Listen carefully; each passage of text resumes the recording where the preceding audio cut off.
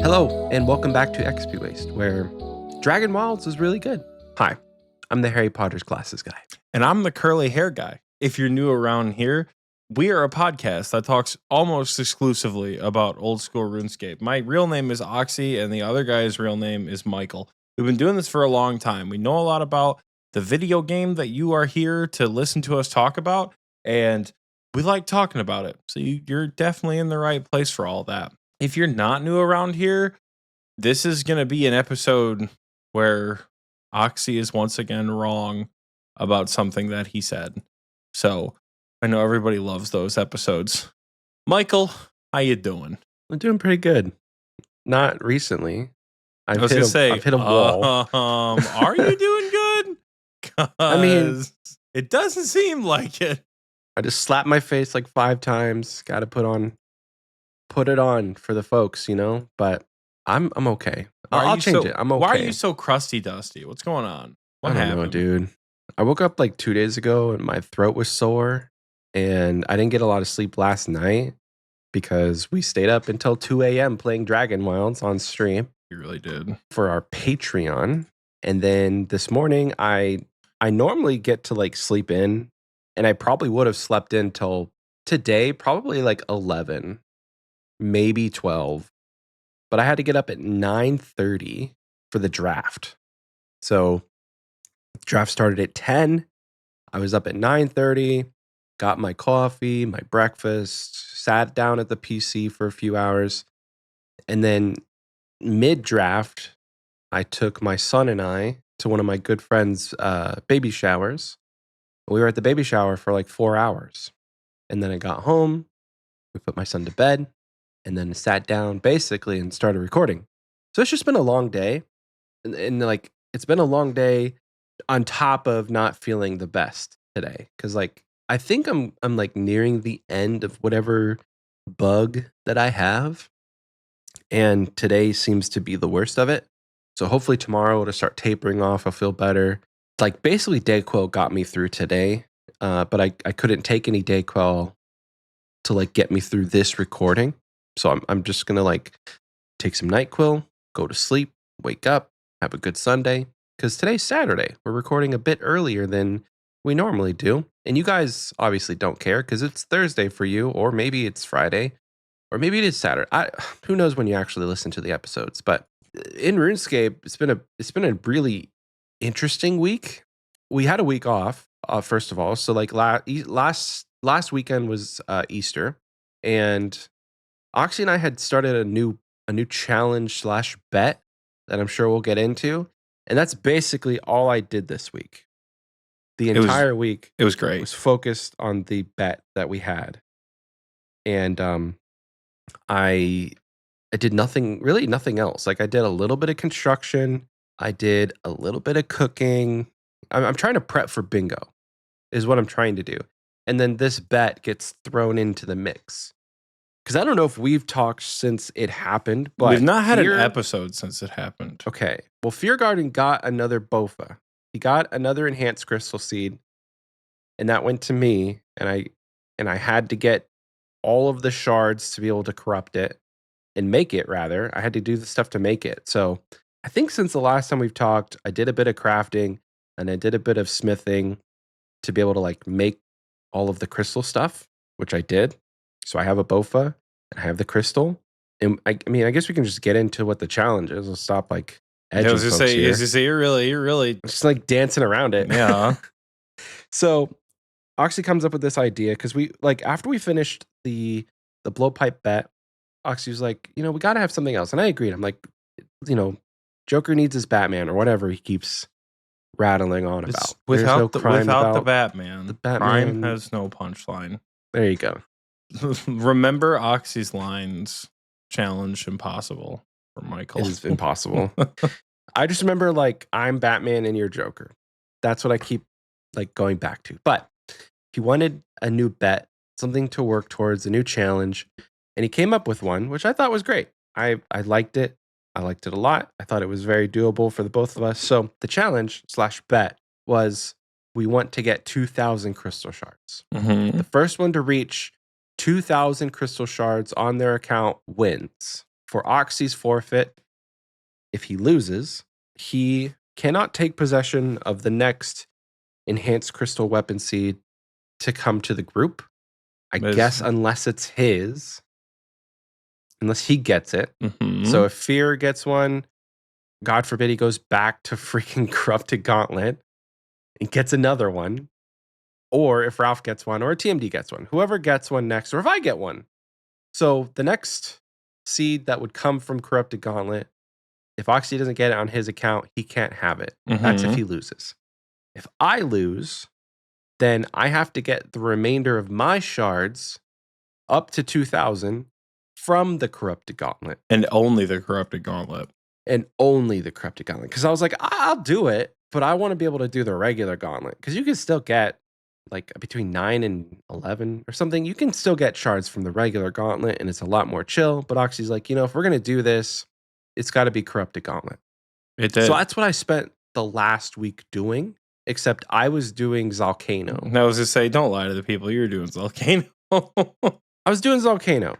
Now, I will say, I had a day, I don't remember what day it was. Maybe it was like Wednesday or Thursday, where I was on a hot streak with the Gauntlet. And I got like 5 KC with only 1 death. And I was feeling good. And I tried to do it the next day.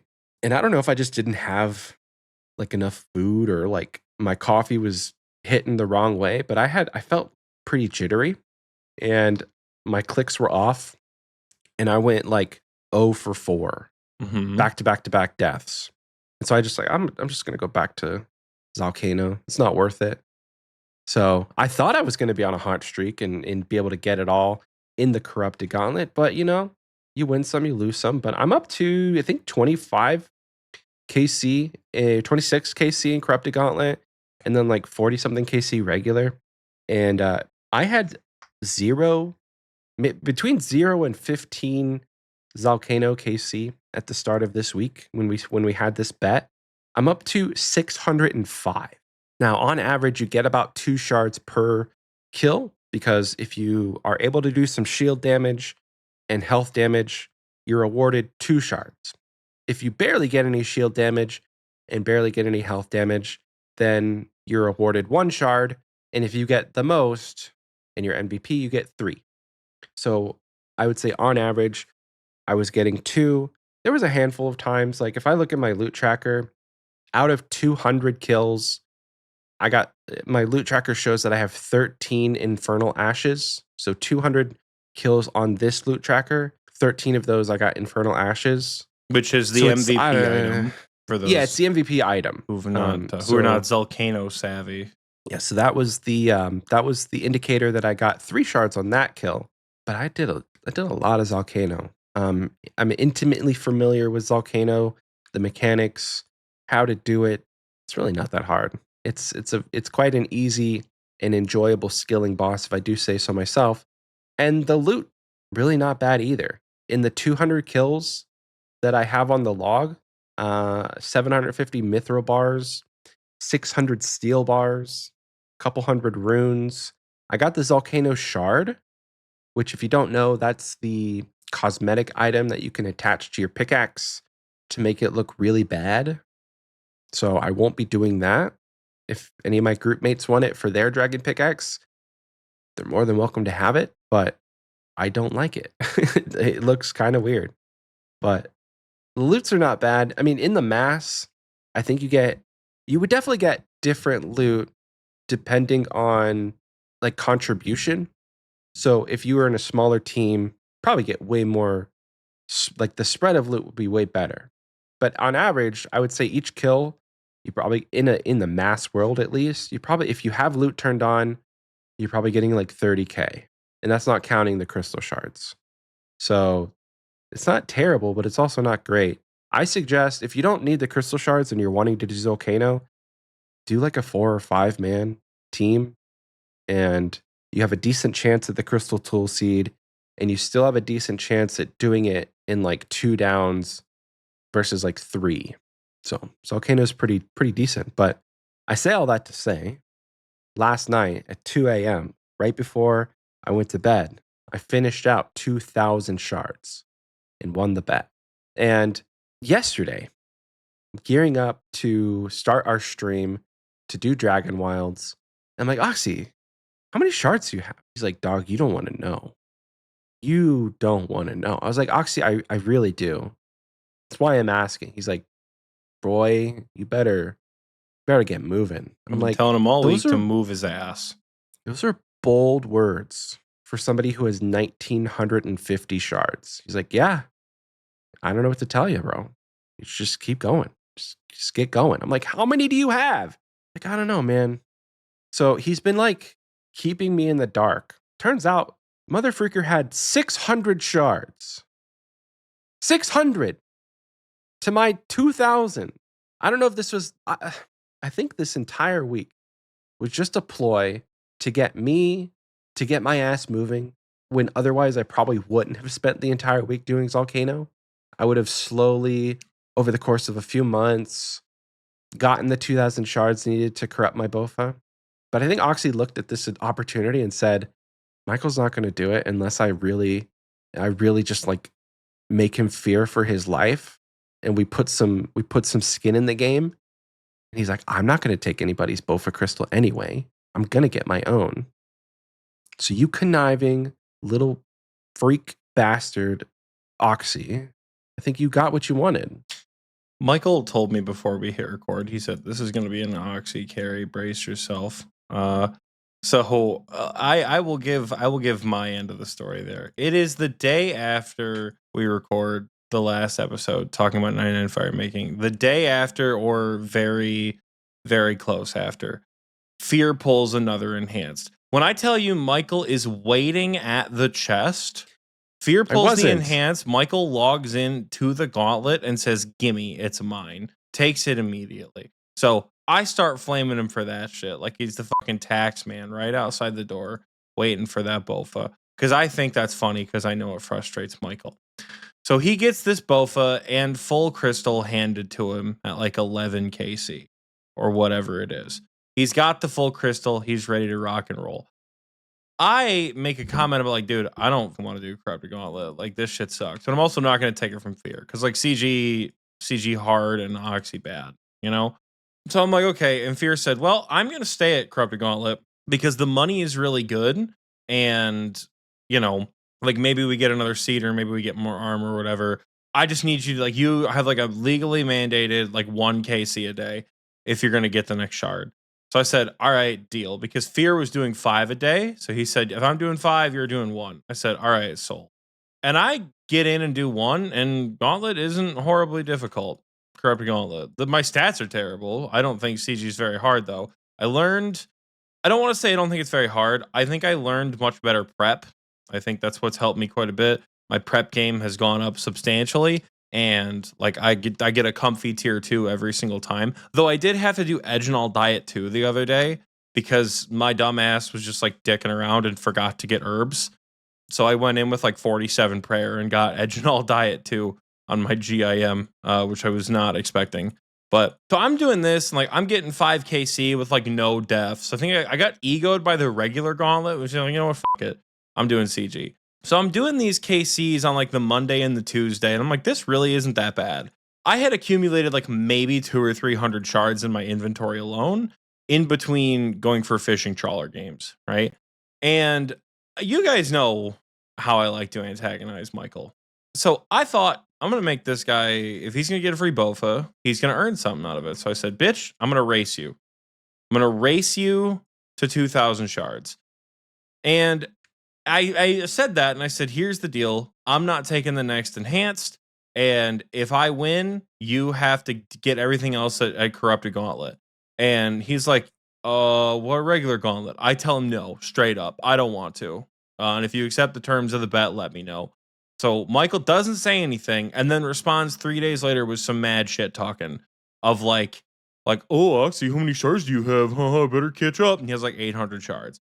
Now, I know Michael is going to beat me no matter what, right? But I figure if he's out here doing Mahogany Holmes dick in hand trying to take the easy man's way out, that I'm not really in a rush. I'll just sneak up on him. It's not going to be an issue. And then I thought to myself, Michael hates doing things. And by hates doing things, I mean hates doing shit before bingo and hates doing something that he perceives is going to be at all wasteful. Now, I forgot that Bofa infusion was a thing. So I was having a conversation with Fear where I'm like, Michael's not going to use his fucking Bofa if it's not corrupted. I know him. He's not going to use it. He's going to think he's wasting charges. So I'm going to make that motherfucker corrupt his Bofa. And I'm going to be on his ass about it all week long. I was cranking out KCs. I was doing combat achievements all week. I'm like, Michael, you better move your ass. Michael, you better move your ass. He's like, Oxie, what? It's fine. I'm ahead of you. I'm like, Michael, you start your full-time job on Monday. You're not going to do shit in the Corrupted Gauntlet, and you can't even focus on another activity while doing Volcano. You better move your ass. So the whole week, I was like, we're going to get Michael to corrupt his Bofa, because if I tell him, hey, you should corrupt your Bofa, he's going to go, well, I don't really want to do any content before bingo, because like, what if I get a drop? I don't want to waste my RNG. So like, I got to get these construction levels. That's probably what I'm going to do instead. And that's lame and kind of stupid. So I said, fuck it. He's going to corrupt his Bofa. So he said, I haven't been doing anything to prep for bingo. He's lying to you. He did. He prepped for bingo pretty substantially. He corrupted his Bofa and turned it green. So you did prep for bingo with another bet. And I have gotten better at the Corrupted Gauntlet because of it. You pulled off one day with like 4KC, and I was like, holy shit, maybe he is going to learn Corrupted Gauntlet. And then you immediately were like, actually, no, I'm good. So close. Because the original goal was like, make Michael do CG one way or another.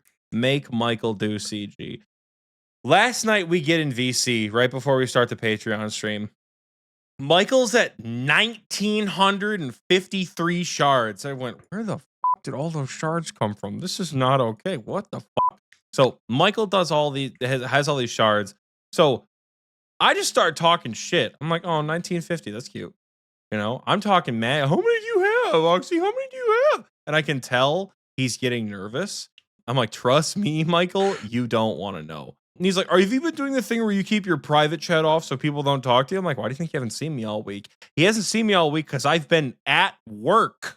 It's the end of the spring semester. I've been at work. It's where I've been all fucking week long. Michael didn't think to look on my high scores until the moment I started talking shit. And he's like, Oxie, you haven't really gotten any Corrupted Gauntlet, KC. And that's when my group mate, my heart and soul, Fear Garden, says, have you checked Ralph's thieving level?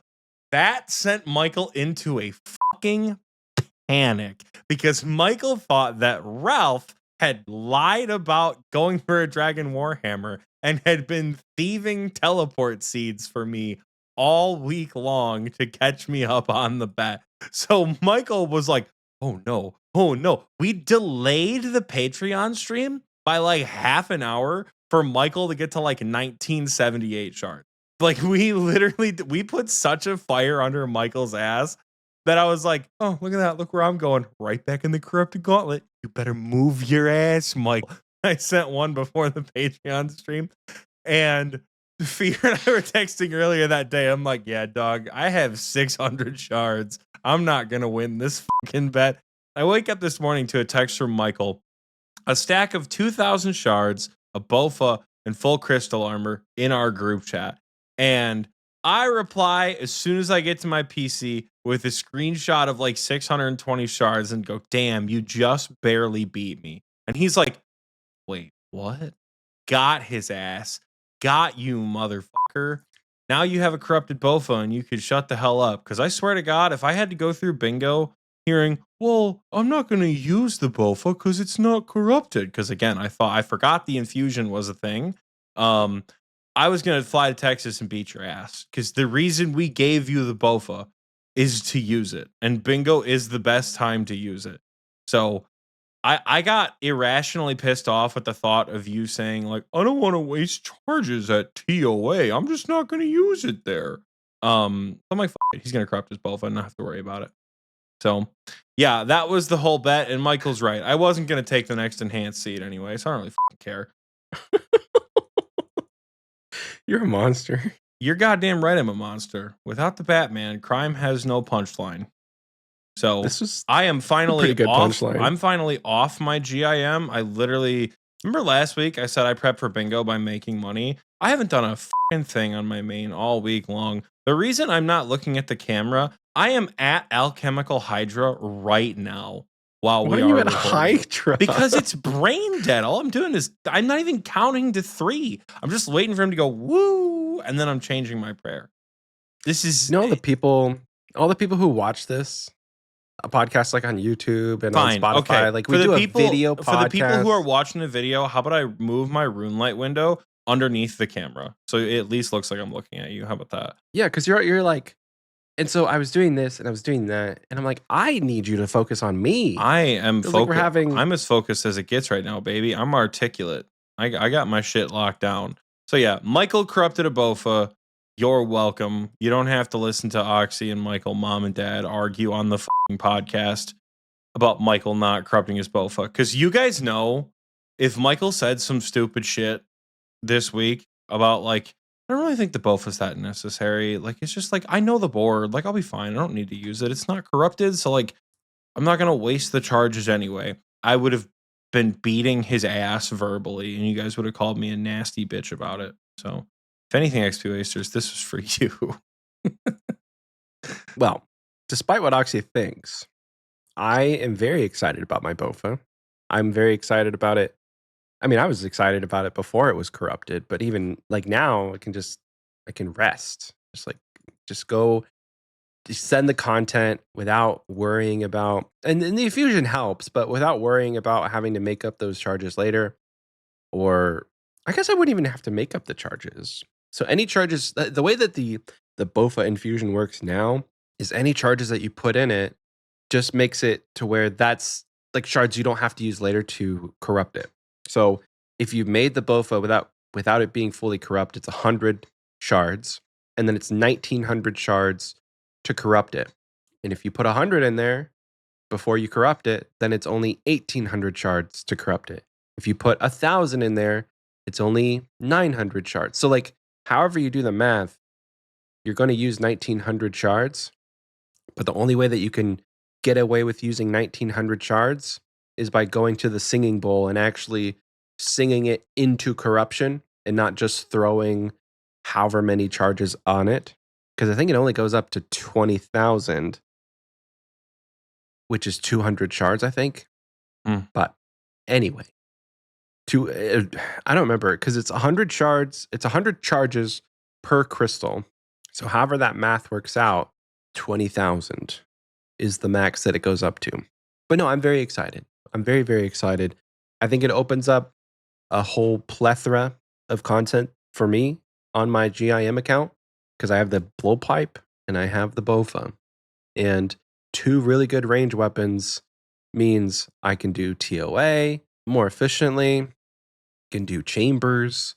I don't know if it's going to help me in Tob. The blowpipe will. Yeah, you don't use Bofa on Tob.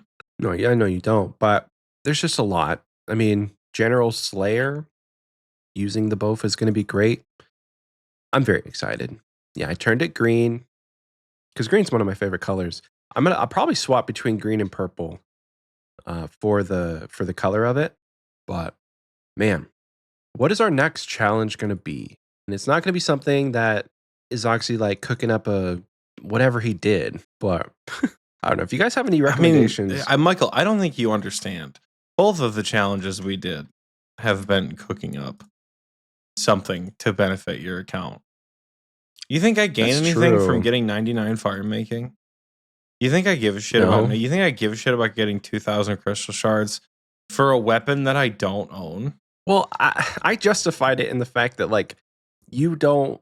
I needed to motivate. I needed to motivate myself to continue the gauntlet grind, so Fear didn't have to do my Bofa by himself. That's how I was able to justify it. Yeah. At first. And I justified it in the fact that like if you do pull an enhanced, you're going to want those shards anyway. So you do benefit from having the shards on your account at some point, because I would hope that at some point you do enough gauntlet to get one, and then you do have a Bofa on your account, and then it slowly, raises the level of the ability that you have to play that account. So the 2K shards was going to be a benefit for you, whereas 99 fire making was never a benefit for you. It was just a way to get me motivated, and I see that I was now. just say that's the thing. It's never been about my own improvement. Corrupt your Bofa and finally learn how to kill Zulrah for real. Someday, Michael. Someday you'll understand. There's nothing to do with I've done the things that you're learning to do already. You know, granted, when I corrupted my Bofa, I had to spend a fucking shit ton of money on them teleport seeds. Because I think I had Yeah. a couple thousand crystal shards. Not a couple thousand. I had over 1,000 crystal Couple shards. hundred.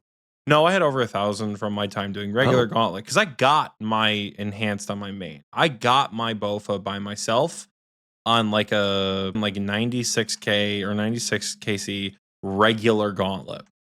Like I've never actually received a unique that isn't a regular weapon seed from the corrupted gauntlet, I'm fairly sure, on any account. Because I got my enhanced and my only armor seed for the clog from the regular gauntlet. I'm actually kind of stupid dry. I'm pretty sure on the main at corrupted gauntlet. I have like 100 KC and no armor seeds, I think. But I don't do it a whole lot. So I have done the thing. Like whatever. I pulled my enhanced. I had to buy a metric shit ton of those teleport crystals. And it definitely changed the landscape of my account at the time. Because Bofa had like just come out a couple months prior, I feel like. I got Bofa when it was like new as a drop. So like I've done that. I've learned the gauntlet enough. You know, I can't do the speed runs. I know how, theoretically, I know how to do the speed runs.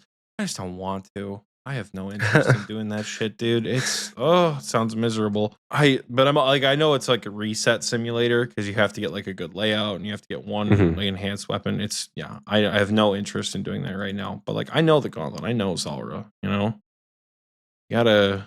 you want a stimulating challenge. You gotta find one that's gonna drive me up a wall. You know. But who knows? Whatever the other one could be, I suppose we'll have to come see naturally, I in guess. time. I think for me though, the gauntlet is just going to be done with a lot less pressure because I've already corrupted it. I don't need the shards.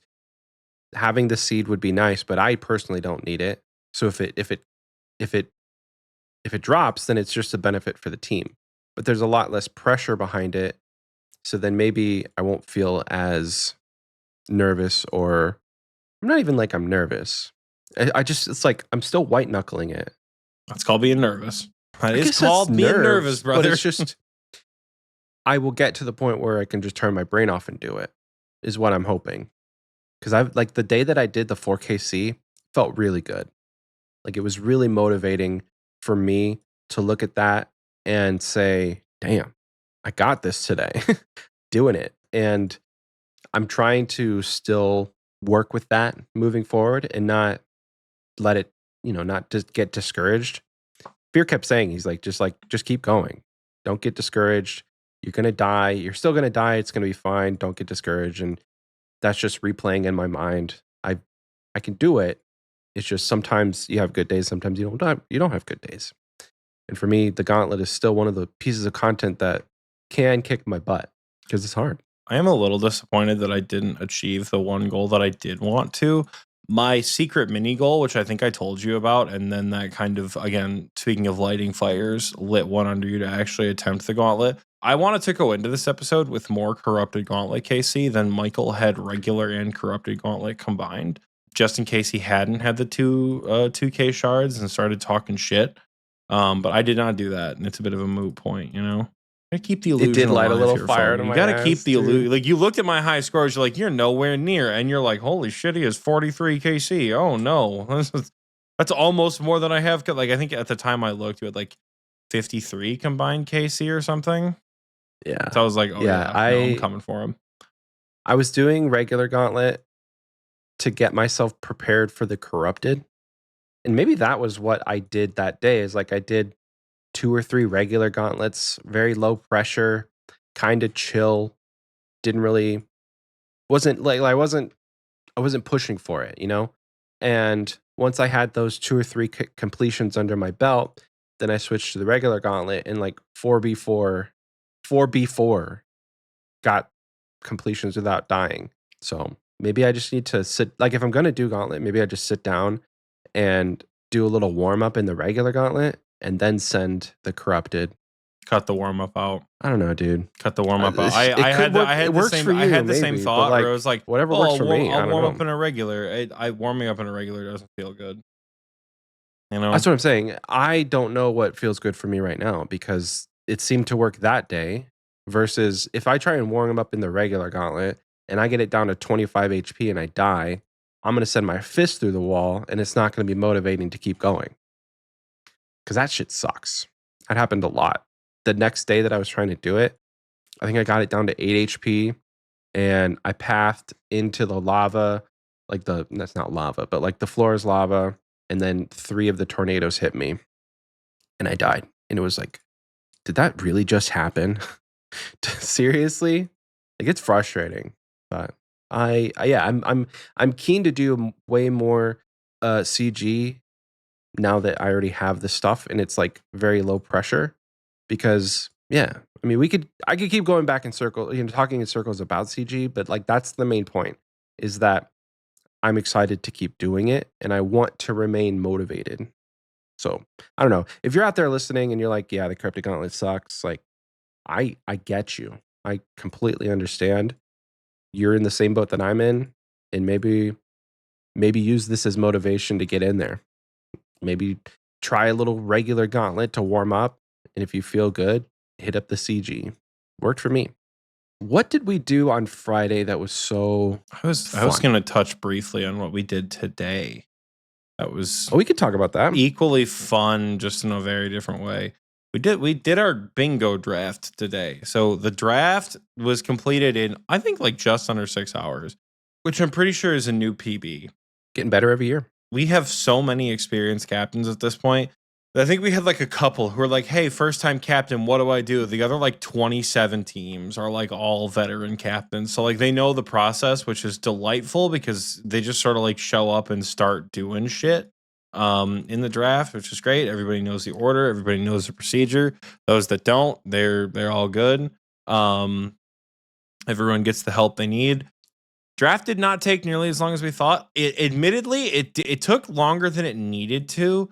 A captain who shall remain nameless, who lives on the other side of the world, in the upside down part, for some reason decided, hey, what if I just started ripping 4 a.m. shoeies? And then we got a little off track because he just started doing shoeies, and then other captains are doing shoeies. TMD did a crocky where he drank about a quarter of a beer out of a crock, which was fucking disgusting. We found out that Nietzsche's, one of our event planners, can drink an entire beer in like 3 seconds. It was kind of interesting to watch. I think the exact words I used were, damn, look at the throat on this guy. Holy cow. There was a good like 45 minutes where like draft picks were slow, but alcohol consumption was really fast. Other than like, I think we can probably break sub 5 next year if we stay on track. But everything went fine. The draft went great. I have my team as of Saturday night, and y'all know me. I'm not a big trade enthusiast, so I'm fairly certain the people that are on my team already know that when this episode comes out. I mean, they're gonna know it either way, but like it's Saturday night at like 10 o'clock. I'm fairly certain my team's not gonna change. Yeah, I think trades are buttoning up at this point. We give captains like 24 hours roughly, so we would give them until like tomorrow evening at the time of recording. So Sunday evening is the time that we tell people to like have things pretty much done. But I think there may be a couple of trades still going on, but trading doesn't usually take that long.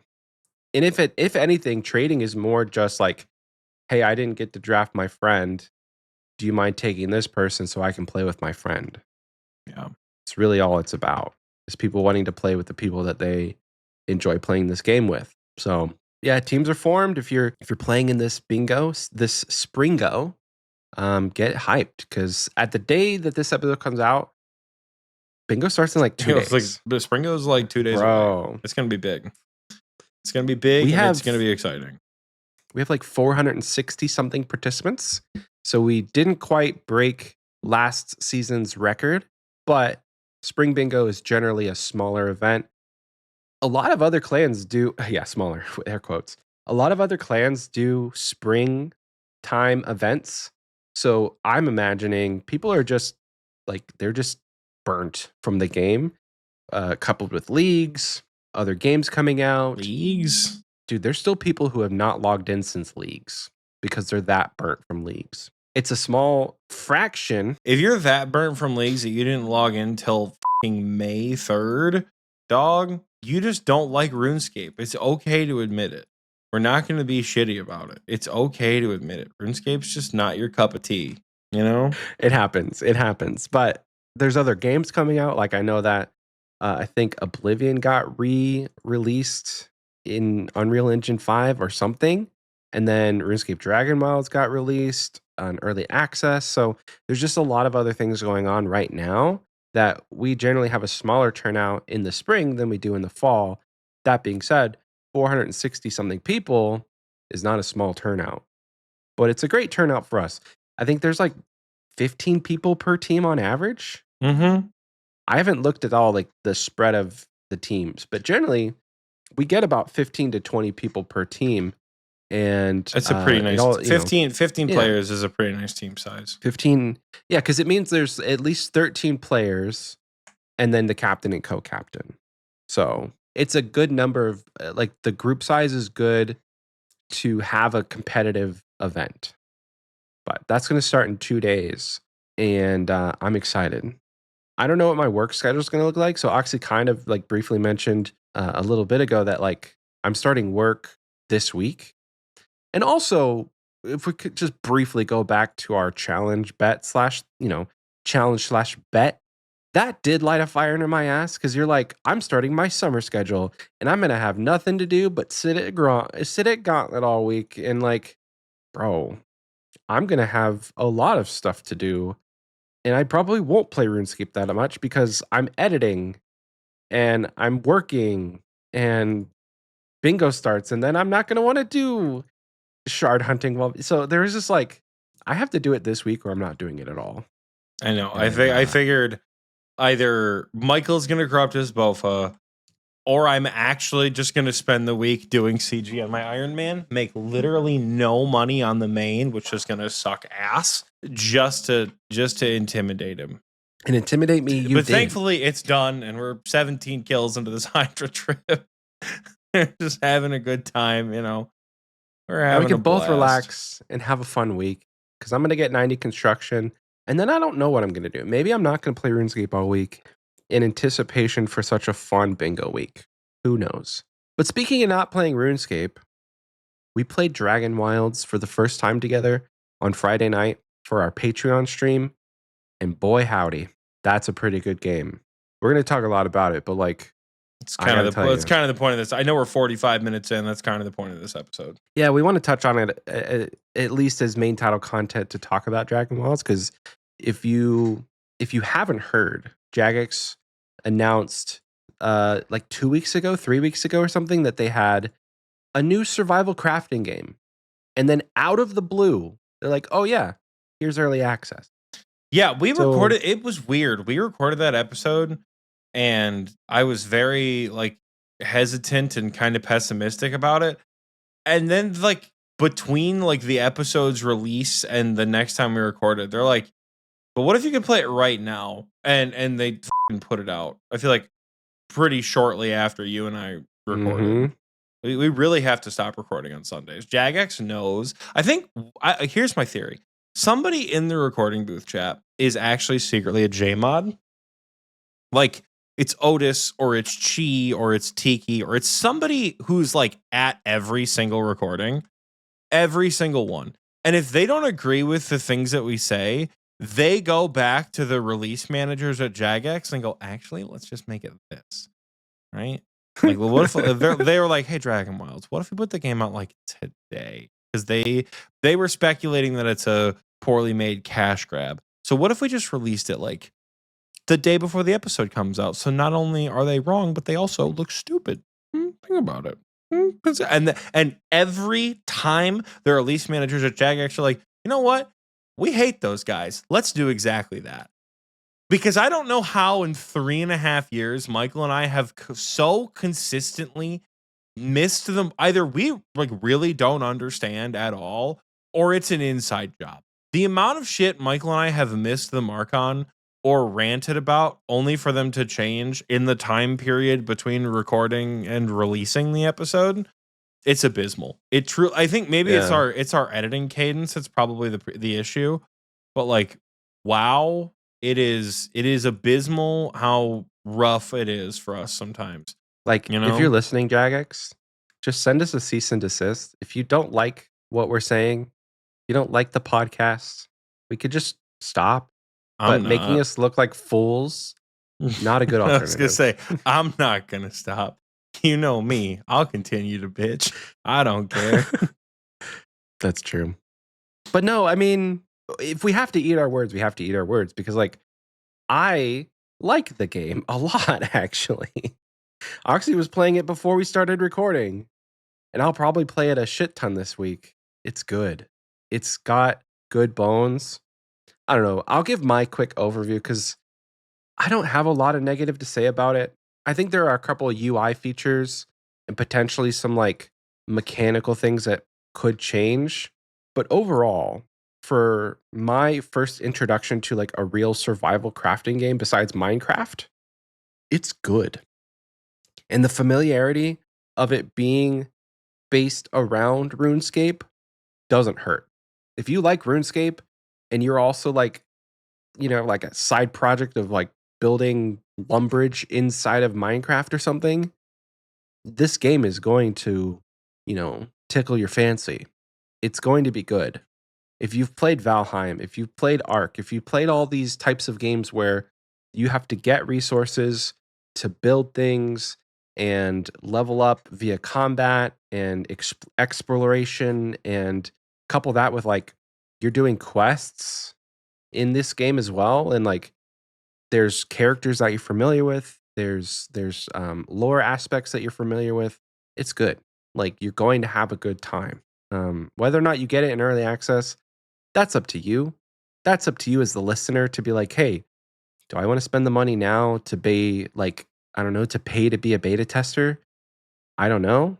I don't mind it. I mean, you can finish all the content that the game has to offer and then wait for more to come out. Or you could just say, hey, 2026, that's my year, and I'm gonna wait for it to fully release. Legendary asks if it's in the recording booth. He said, "Is it PC only?" Currently, yes. But I think one of the coolest things that could happen is we finally have RuneScape on like a PS4 or something. You just chill on your couch and level your wood cutting from your couch with a controller in your hand.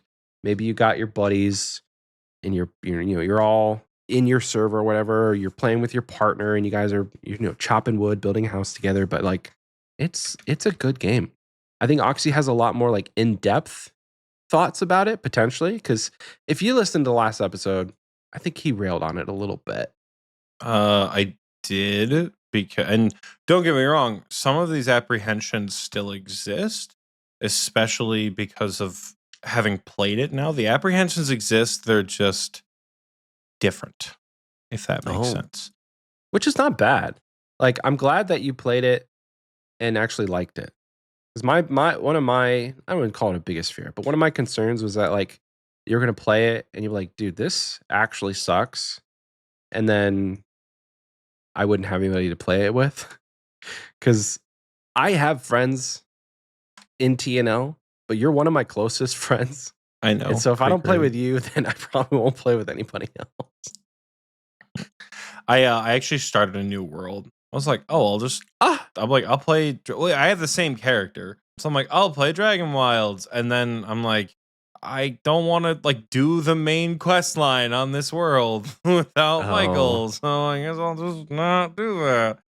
Though I don't know how it's gonna work, because like I've made a little bit of progress in the main quest lines. I don't know what's gonna translate over or not. Yeah, I have lots of thoughts. More like a lot of good ones. Try to do the sandwich method for this. Michael's right. The bones are good.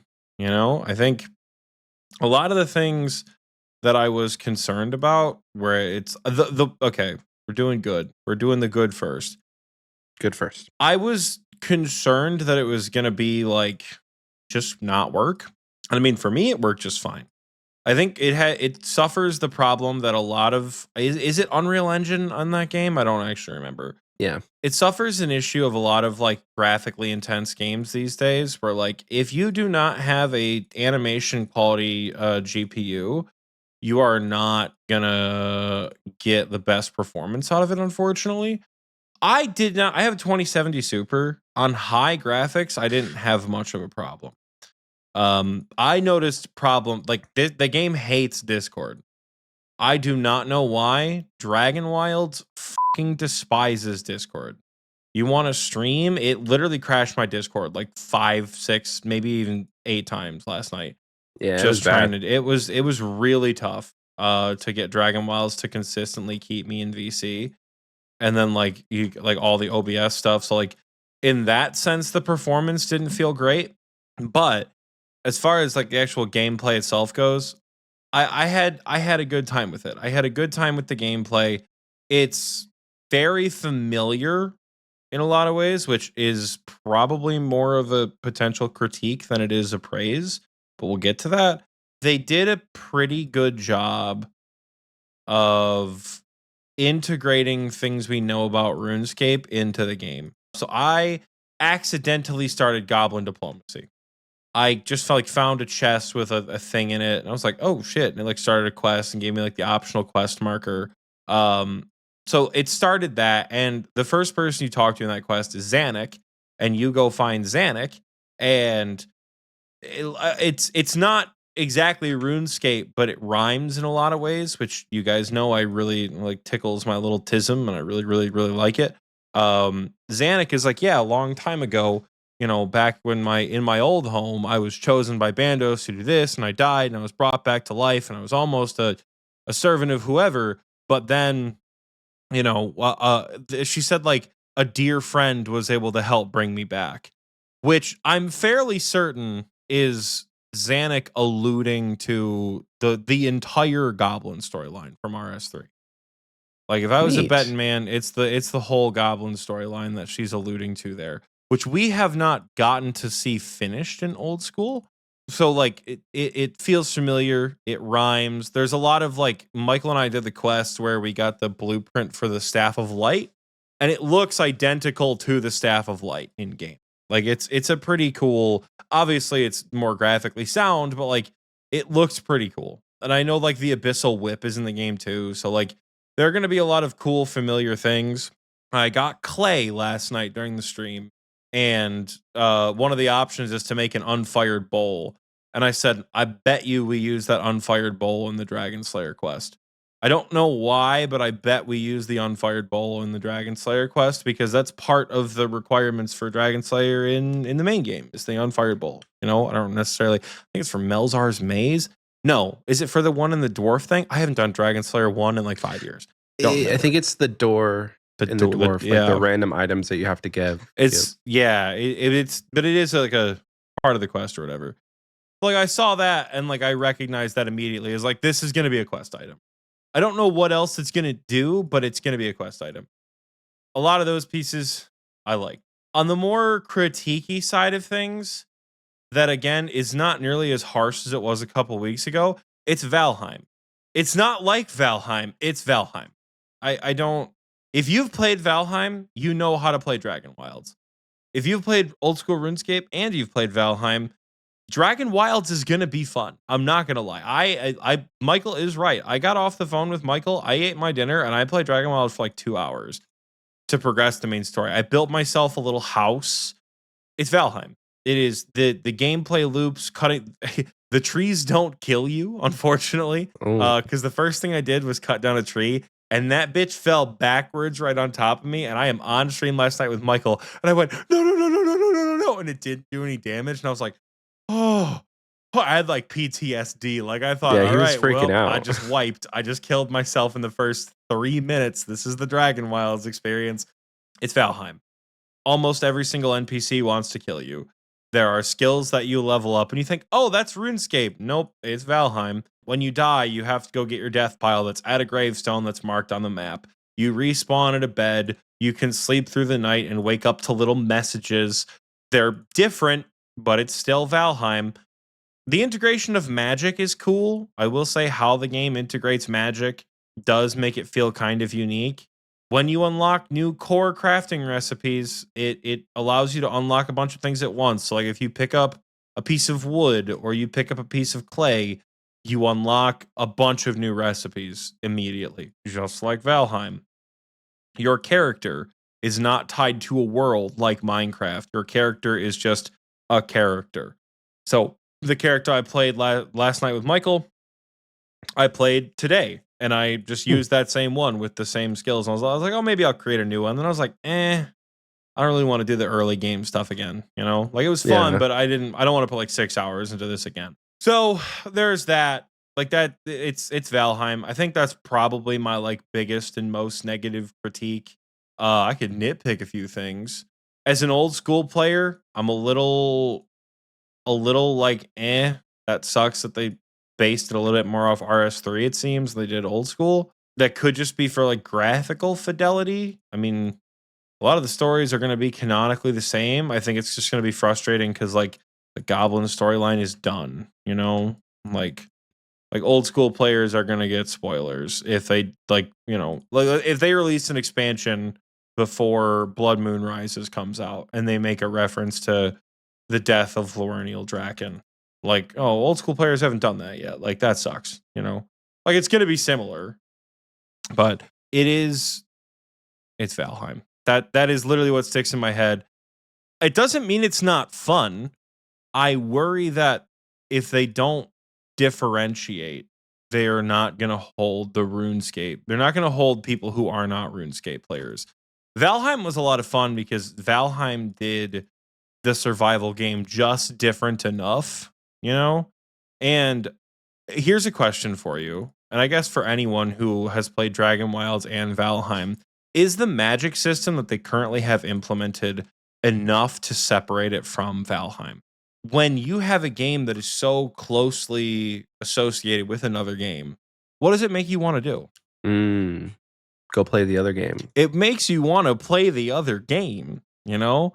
Like I played a lot of Pokemon Legends Arceus the last couple of weeks, and I'm still enjoying it. I just got kicked out of Jub Life City because that stupid commander's a piece of shit.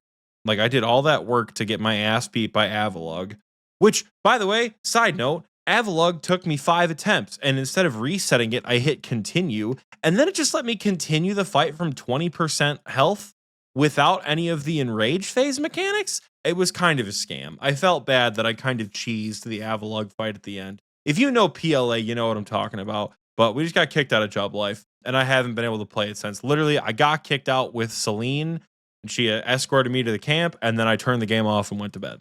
Anyways, I played that game, and while I was playing it, I had a lot of very fond memories of catching shiny Pokemon. And I was like, hey, I really want a shiny hunt. This is going to be super fun. And then I remembered what it takes to shiny hunt in a Pokemon game and thought, you know what? Where do I have the most shinies?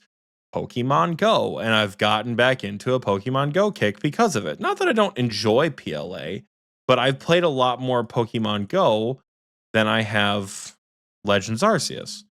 And that's what I worry is going to happen to Dragonwilds. Somebody's going to go, oh, like that's super cool. You know, this is just like Valheim. Damn, Valheim was fun. Do you guys want to start a Valheim server before bingo? And it's going to be that, you know? That is what I fear with it being so similar. Not that it's Yeah. necessarily bad, because it's going to be somebody's favorite game. Because again, the bones are good. It's very familiar as a RuneScape player. Like, it's been fun for me to pick up items and know what they are without knowing what you use them for. Like we got to the swamp yesterday and I found a bunch of Marintils and Harlanders.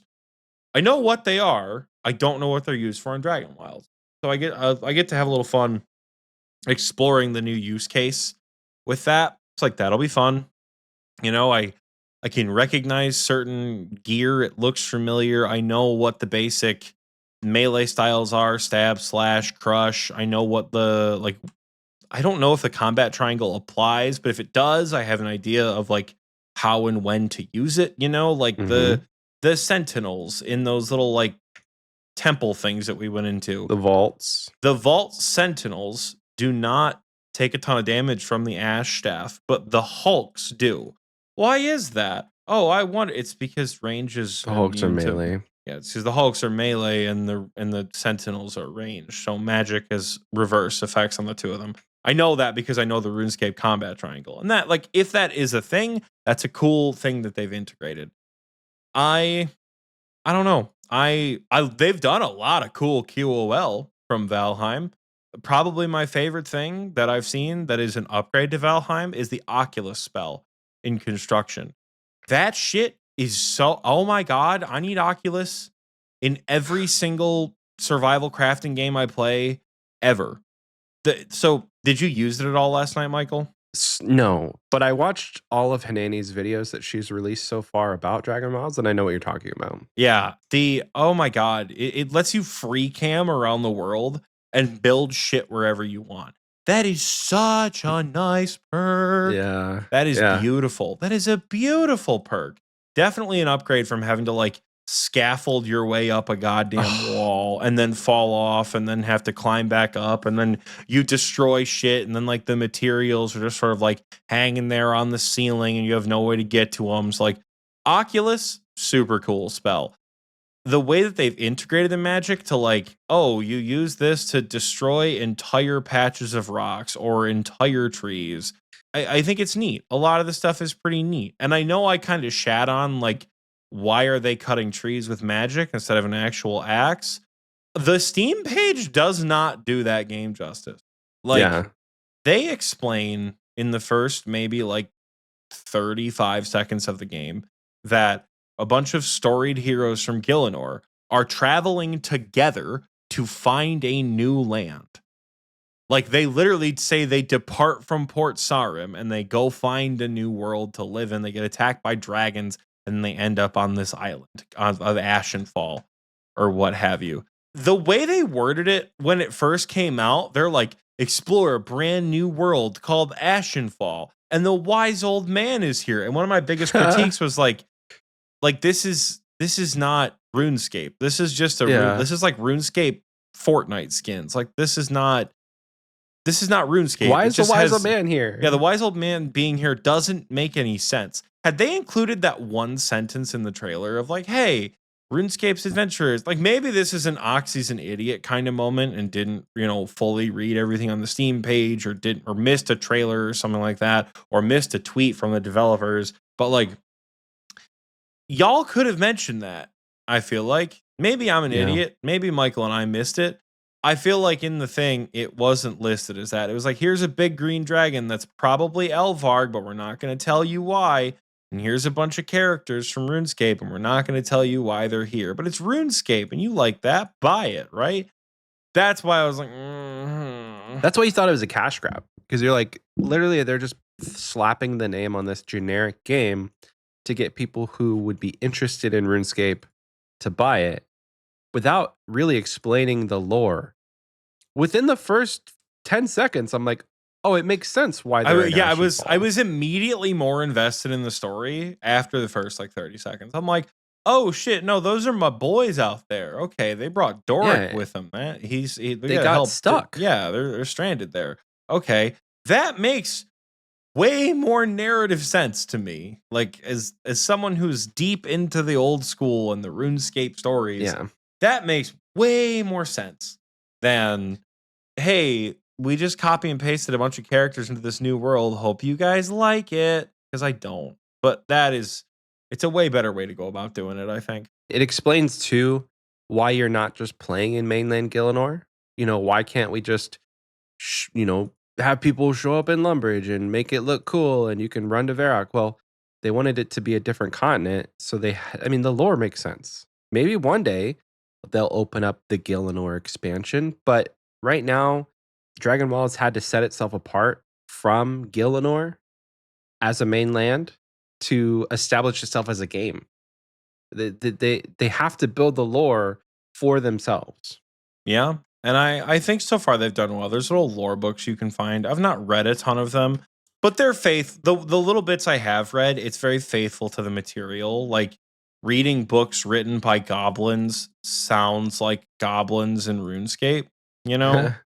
How they have Yeah. very like broken primitive English, and they talk about that big high war god and humans stupid, goblins smart kind of thing. It's very, again, it's very familiar in the sense of like it's almost like alternate universe. Like I got dropped into a world I know that is not the world I know, So Yeah. like that, it does have a lot of interesting factors. I am concerned for the game's longevity, but I'm In what hopeful. way? Like I said, copycats, unless it Oh. exceeds the qual, like the only thing I can think of in recent years that has come out as what is essentially a copycat and done better than the original product is when PUBG was dominating the market as a super fun game. Fortnite came out as basically the same thing but free, and obviously one of them is one of the biggest franchises in the world, and the other one is still like $20 on Steam. That's the only instance I can think of where like the copycat objectively did better, and I'm sure there are other examples. That's my concern for the games. I almost said Valheim's longevity. Jesus Christ, for Dragonwilds' longevity. That said, the game has potential. Yeah, lots of potential. You want to know what Michael did to me last night? What did I do to you?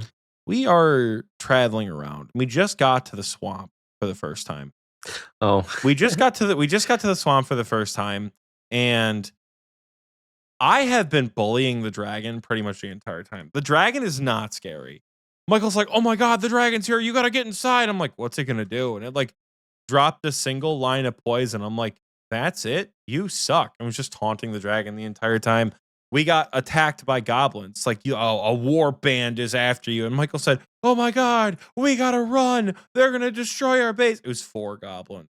I'm like, "Michael, are you shitting me? Get back here and fight." Like, man, what the hell? Where are you going? So I do all this, and we get to the swamps. At this point, like, we've killed pretty much anything we've come across. Like, nothing really scares me. Nothing really bothers me. I'm not that worried about it. I see that big bitch in the distance, and I see the abyssal demon, and I'm like, "Oh shit, Michael, that's the abyssal demon. We're gonna fucking kill that thing." And he's like, "Are you sure?" And I'm like, "Yep, we're gonna kill it. Come on, yip yip, motherfucker, get back in He the swamp." said yip yip I to me. did hit him with the yip yip. I said, "Yip yip, get back in the swamp. We're killing this thing." He's like, "Oxy, I don't think we're ready for that." I said, "Michael, we can take it. It'll be fine." Michael did not tell me that it was a boss. I thought it was just an enemy that's wandering around. Michael didn't tell me that it was a boss that fucking teleported to your location. I got decently far enough away when I made my first shot at it, and it swirled around and then teleported right next to me. And I was like, "Oh, we're fucked. This is gonna be bad news." Like literally, I think the death message was like, "Oxy died making a stupid ass decision," or something like that. It was Like it like was, you died from bad decisions. yeah, you died from bad choices. Like it was pretty funny. I didn't know it was a boss, and Michael knew. I'm in combat with this thing, and Michael's like, "Run around the pillar, run around the thing. You gotta bait it and go to the other side." I'm like, "Oh, you son of a bitch! You knew it was a boss. You fucking knew it was a boss. You didn't even I go knew into we this weren't with ready." a hint of unknown. You didn't. You did. Michael knew, and he just let me basically punch that thing in the face. He let me start a fight with a boss that was so much more powerful than we were, because like we were shooting at it, and we were hitting Little like air max. staffs. We were hitting max with our little ash wood staves, and we were not doing shit to that health bar. We're like, "Well, this isn't gonna work." Yeah, we almost didn't make it out. I think we both died. We both and died then and had to go struggled to back. get our stuff back. Well, because like I thought, "Oh, it's a world boss. It's gonna wander off, surely, right?" No, that bitch was right there at our graves. Yep. The It comes for you. abyssal demon literally stood there and said, "Oh, I think you dropped something," and then chased us out of the swamp. Like it, like it was bad. So we started a fight that we couldn't finish. So Michael did that to me on purpose. Michael did. also died to the rats. Honestly, 8 times. Come I on. I'm sorry. I didn't have any armor or food.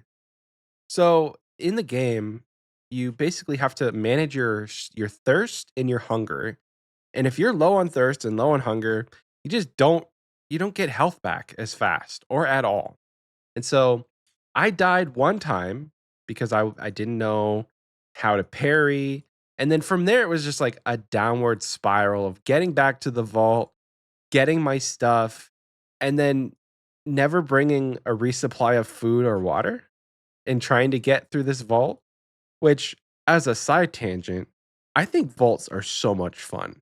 The unknown of like checking every little corridor and dodging the traps and fighting the enemies inside. And then you have the vault boss at the end and you get the loot.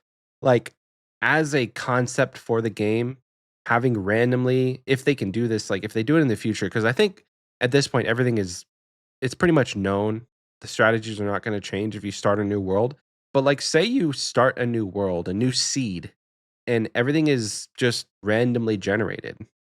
Maybe you can go into a vault that nobody's played before and you have to figure out the mechanics of it. If it's 'Cause I'm randomly thinking, generated seeds, it really is Valheim at that point. I'm oh really? interested. I'm interested to see how it changes, and maybe this is what differentiates it from Valheim and other survival s games. I'm interested to see how the gameplay develops under the constraint of the same map. So, like, the only other survival game I know that plays on the same map it's the same every time you play it is of course Ark. We were playing the game Mm, last night and Michael was like, "Dude, I never have enough wood."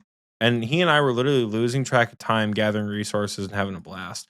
And I'm like, yeah. "Welcome to a survival crafting game, bitch." I'm like, "Why do you think I will load up Ark and you just won't hear from me for 12 hours?"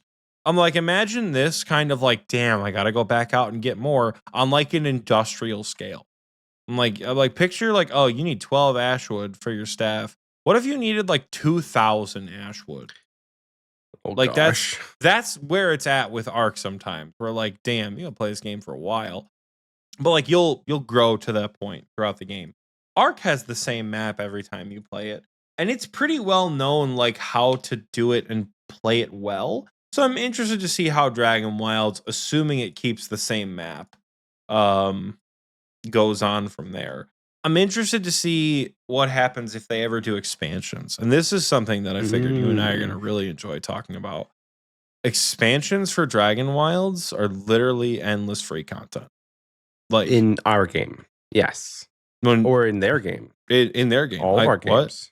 Well, I'm Imagine just thinking if they make Ashenfall a popular thing and RuneScape players from all over the world are like, wow, bring Ashenfall to old school. We just sail there with our new sailing skill. And now we can explore Ashenfall in old school RuneScape and in RS3 because like they're not afraid to like break their game. just like open up a portal there.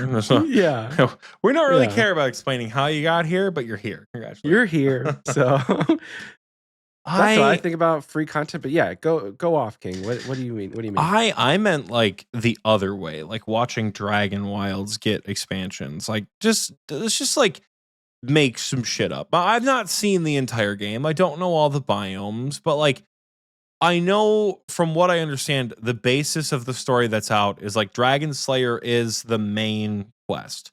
Unless Yeah. there is another quest I'm unaware of that's like a big quest, Dragon Slayer is like the main quest, which like it's a little funny that the main bad guy's name is Velrog. I do appreciate Uh, that. Or like Velarg or something. I do it's like appreciate a that. It's anagram an for anagram Elvarg. for Elvarg. So I do Yeah. I haven't played the story enough to know what that all means. It it seems like a great kickoff point for people to recognize the potential for like a Zaya expansion into that game.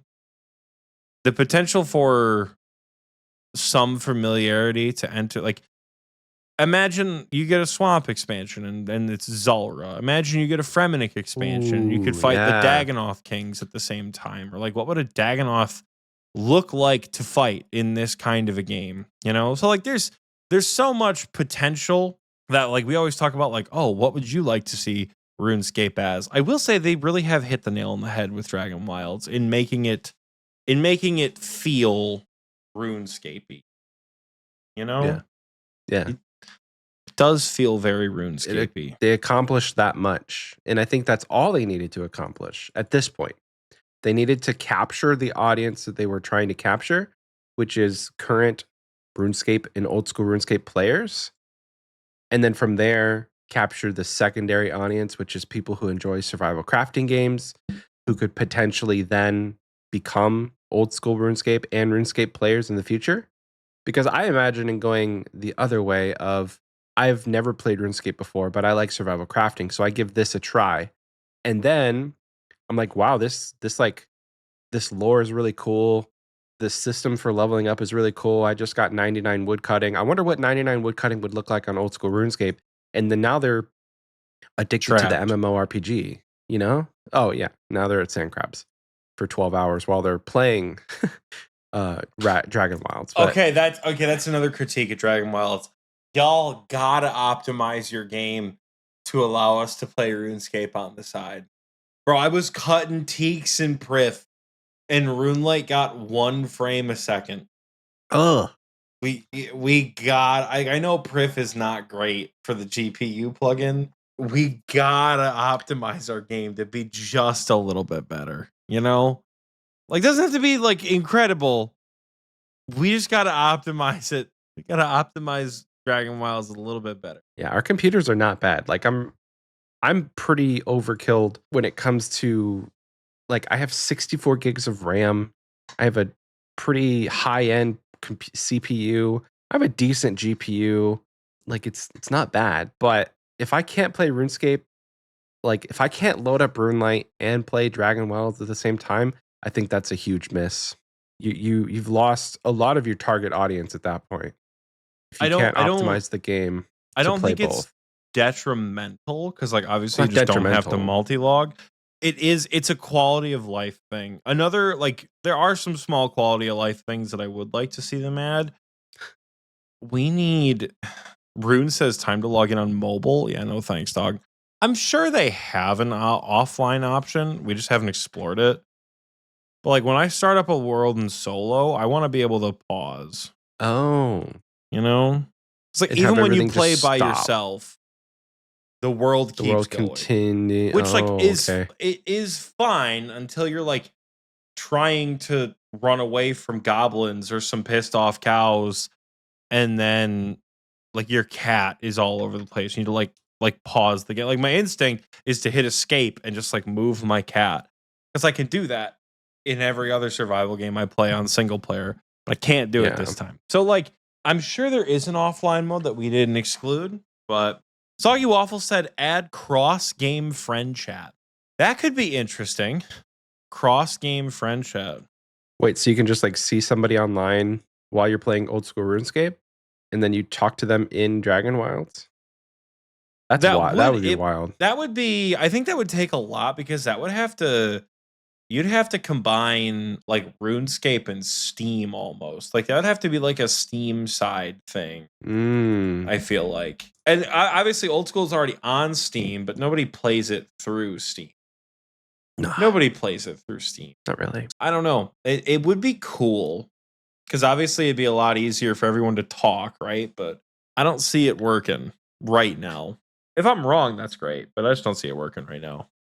That would I don't know, because at this point, like the reason that we can have cross game chat is because they're both on the same server, but it's kind of something that RuneScape and old school RuneScape players don't want. I want to be able to play an RS3 account, and on the same account, I want to play old school. I want to be able to play both games on the same account without having to potentially buy membership for 2. Yeah. What would be cool is a little bit of integration with your actual accounts. And I don't know, you probably have to link it to a Jagex account. Like, hear me out. You link it to a Jagex account. Oh, yeah. Which I don't know if you can already do. You link it to a Jagex account. I think it would be cool to like have achievements be represented in some way, you know? Like just think, we'll use old school or RS3 as an example, right? We'll use the combat achievements. if you have GMs done in old school, you get a crafting recipe to like mount a Zuck head or a Zuck helm decorative item in your house in Dragonwilds. And it doesn't serve a purpose. It just has an examine text in the crafting menu of like earned through great prowess in combat. And it's just like an item you can place on a table, you know, or it's like on a helmet rack or something. It's like the GM helm. And then maybe in RS3, you can make like a cape rack for like a completionist cape or a Grandmaster Quest cape or something. And it just hangs on the wall as like something to represent in Dragonwilds, like, hey, you did some cool shit in the other games that we release.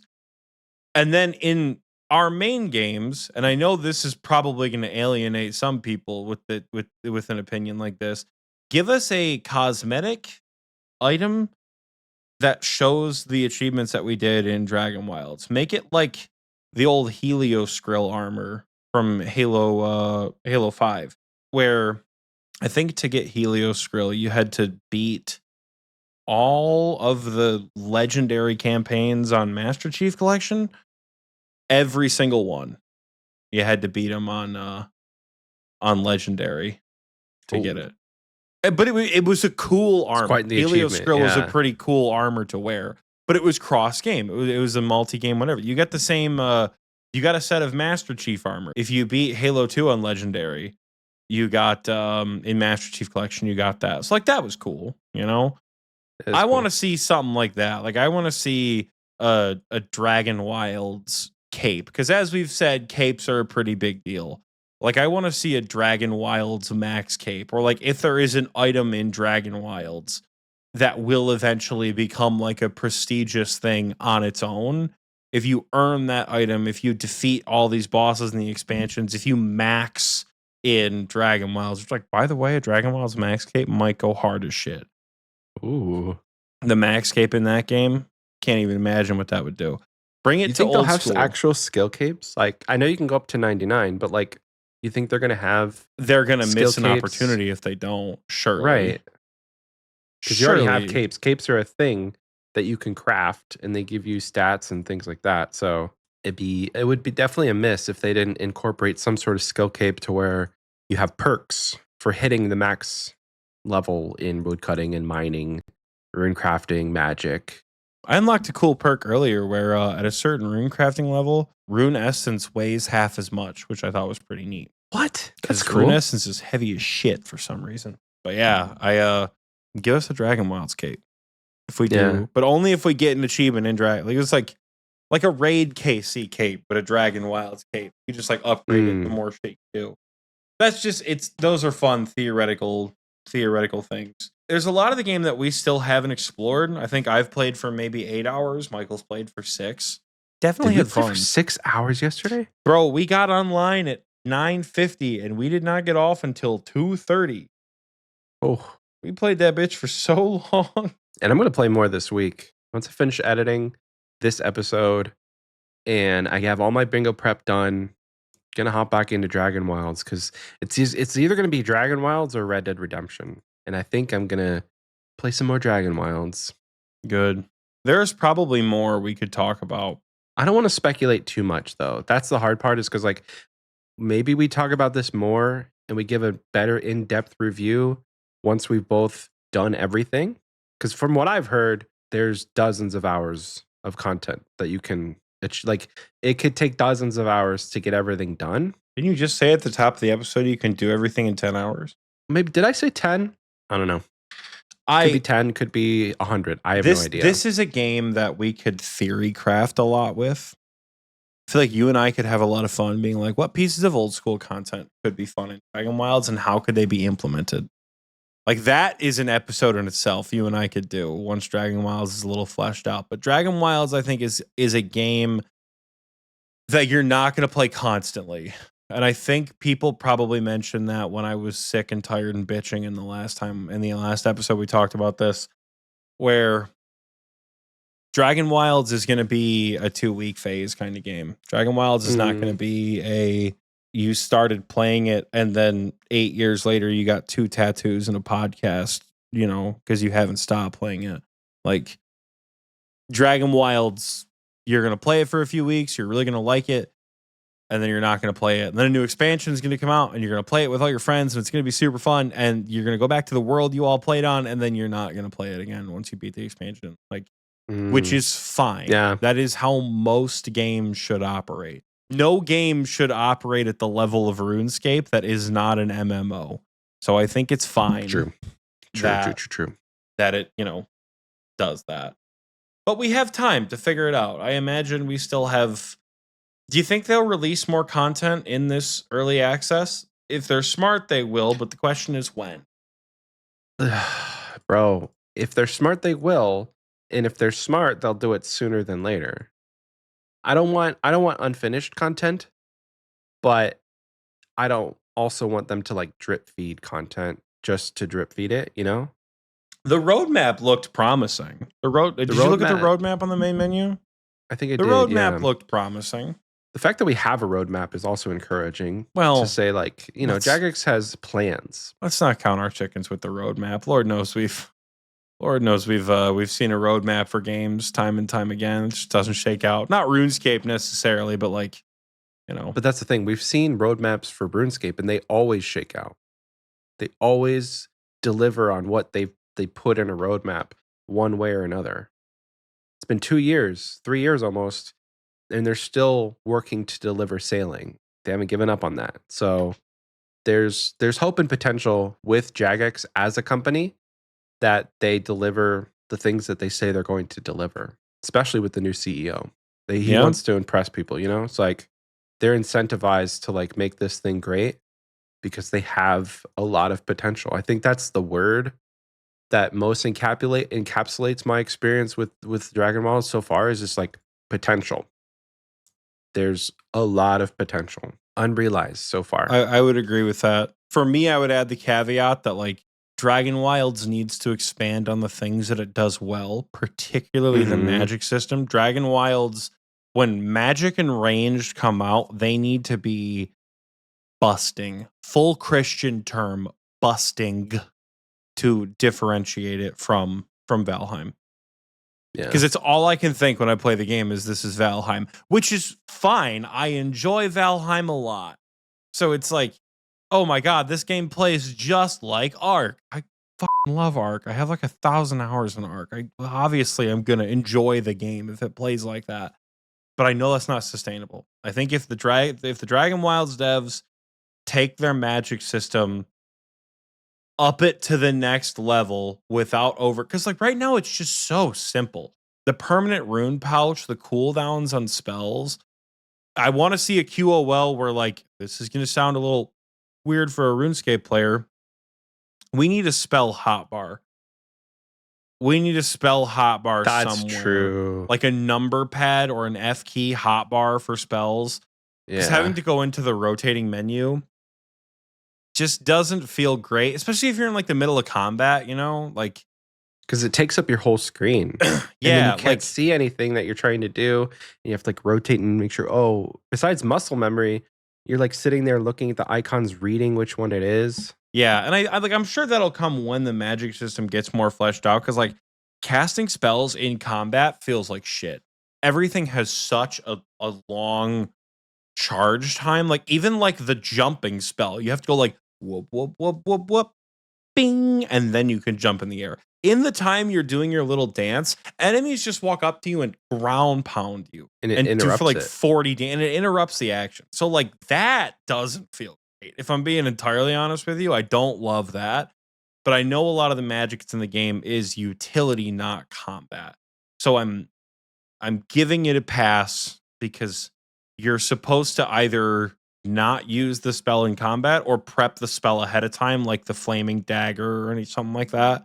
Like you're supposed to prep that ahead of time, Yeah. not go in with it. JX Wright says controller isn't as bad, but keyboard and mouse, I agree. Yeah, I mean, it's like Baldur's Gate plays very differently on a controller than it does a mouse and keyboard. So maybe it can be something like that. But I'm optimistic that they will make those changes as they flesh out the magic system. Yeah. I've Like, been like I said it in the beginning. Really, the only critiques that I have are UI related, and I want to be able to like move around the elements on the screen, and I want the ability to scroll through the hotbar because right now using the WASD keys and like reaching over and tapping 7 and 8, it it feels clunky. But if I can just scroll on my mouse like I can in Minecraft, and I can switch between my pickaxe and like the bottle of water that I have without moving my hand off the WASD, that's gonna feel so much better. And then also I want to move the hotbar down and like switch it to where the hotbar's on the bottom and then the health is at the top. Because that's generally how we think about things with an old school RuneScape. You look at the top of the screen for the health, and then everything else that you interact with is either in your inventory, which is in the bottom right, or in your menu, which is directly on the bottom. So it didn't feel familiar in that sense, but moving around things would be my number one request. Okay, so this is another Oxy being a broken record, episode 7 million. You want to know why it didn't bother me, Michael? Because it was like Valheim. Dude, I'm gonna pull up a picture of Valheim UI. Literally just gonna images. What does it look like to play Valheim in the game? Here's just like a basic screenshot of somebody playing. This looks relatively normal at like this is a crafting bench. What is this? All right, cool. You're in a crafting bench here. This is good enough, right? This is good enough to show what I'm showing right now. Does that look familiar at all? God, that's a terrible image. What the hell? Oh, that does look very familiar. It's a video. Yeah. That's why. I mean the UI is like the tools and stuff are at the bottom though. That's what I want. I want to see my tools at the bottom. Well, no, again, this is a video for a mod. Here's another. Oh, here's another. Like this is all like mod database stuff. Like the UI for Valheim is not. Speaking of mods, they have mods for Dragonwilds already. Like what?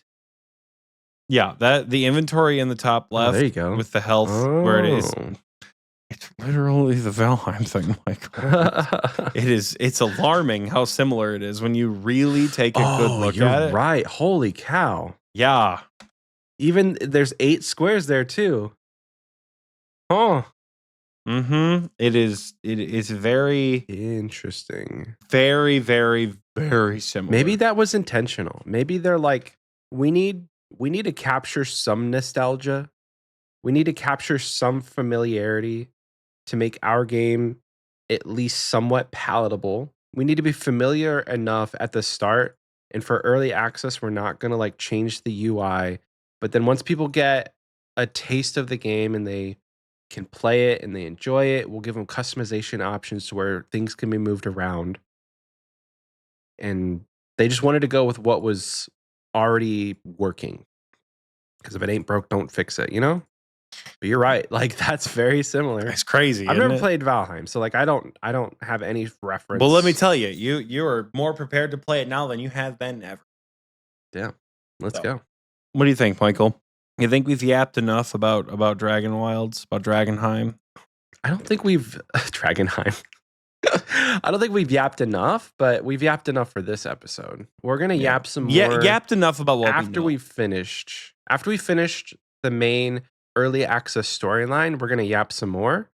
Let us know if you guys even care about Dragonwilds, because if you don't, and everybody's like, you know, if this episode gets the most amount of dislikes we've ever had on an episode on YouTube, we'll be like, oh frick, we're not a Dragonwilds podcast. We'll just start a second channel or something. But yeah, let us know. With that being said, though, I think it is a good time to send you guys to the break. And after the break, have some community-focused content. So see you guys after this. Greetings. My name is not important. What is important is that I am a fur trader. I own and operate the fur stall in the greatest city of all of Gillinor. Ardugni.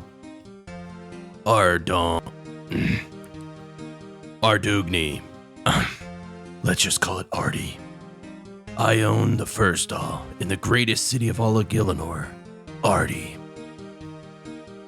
Whether you're looking for bear fur, wolf fur, or an assortment of other furs which I don't keep in stock, I've got you covered. Ugh, hold on. Can you stop running on my stall? Every day, it's the same thing. Inconsiderate lap junkies take it upon themselves to use my stall as part of their course. You know how many times I've had to repair this stall? 3 times, just this week. And the city guards are oblivious too. It really feels like all of their time is spent guarding the baker's stall and his cakes. Does all that theft bother me? Nah, I don't worry about it too much. My eyes are locked on my stall. No one's stealing anything on my watch. Huh? Yeah, furs.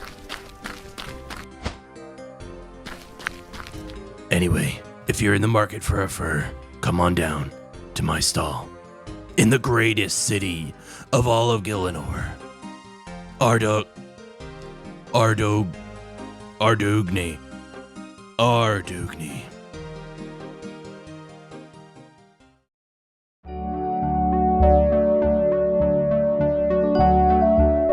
Welcome back. I hope you enjoyed that commercial break because I, for one, know that I sure did. It's time now Wow, to you talk went. about our Did you really just go off script? How dare little you? bit. Oh, How no. dare you, Michael? Okay, I, for one, enjoyed that. I don't even know. It's still not at this even. point. Oh my God, Michael's cooked, you guys. It's know 11:30. I know Eastern that time. I sure did. Michael's a little sick. It's Patreon time, you guys. Michael's What do we fading normally fast. say? We say that this is the time now for Welcome back. I hope you patrons. enjoyed that commercial break because I know that I sure. Oh, I added the for one. Okay, cool. Okay, I, for cool, one, know that I for sure for one did. That's the title of this episode.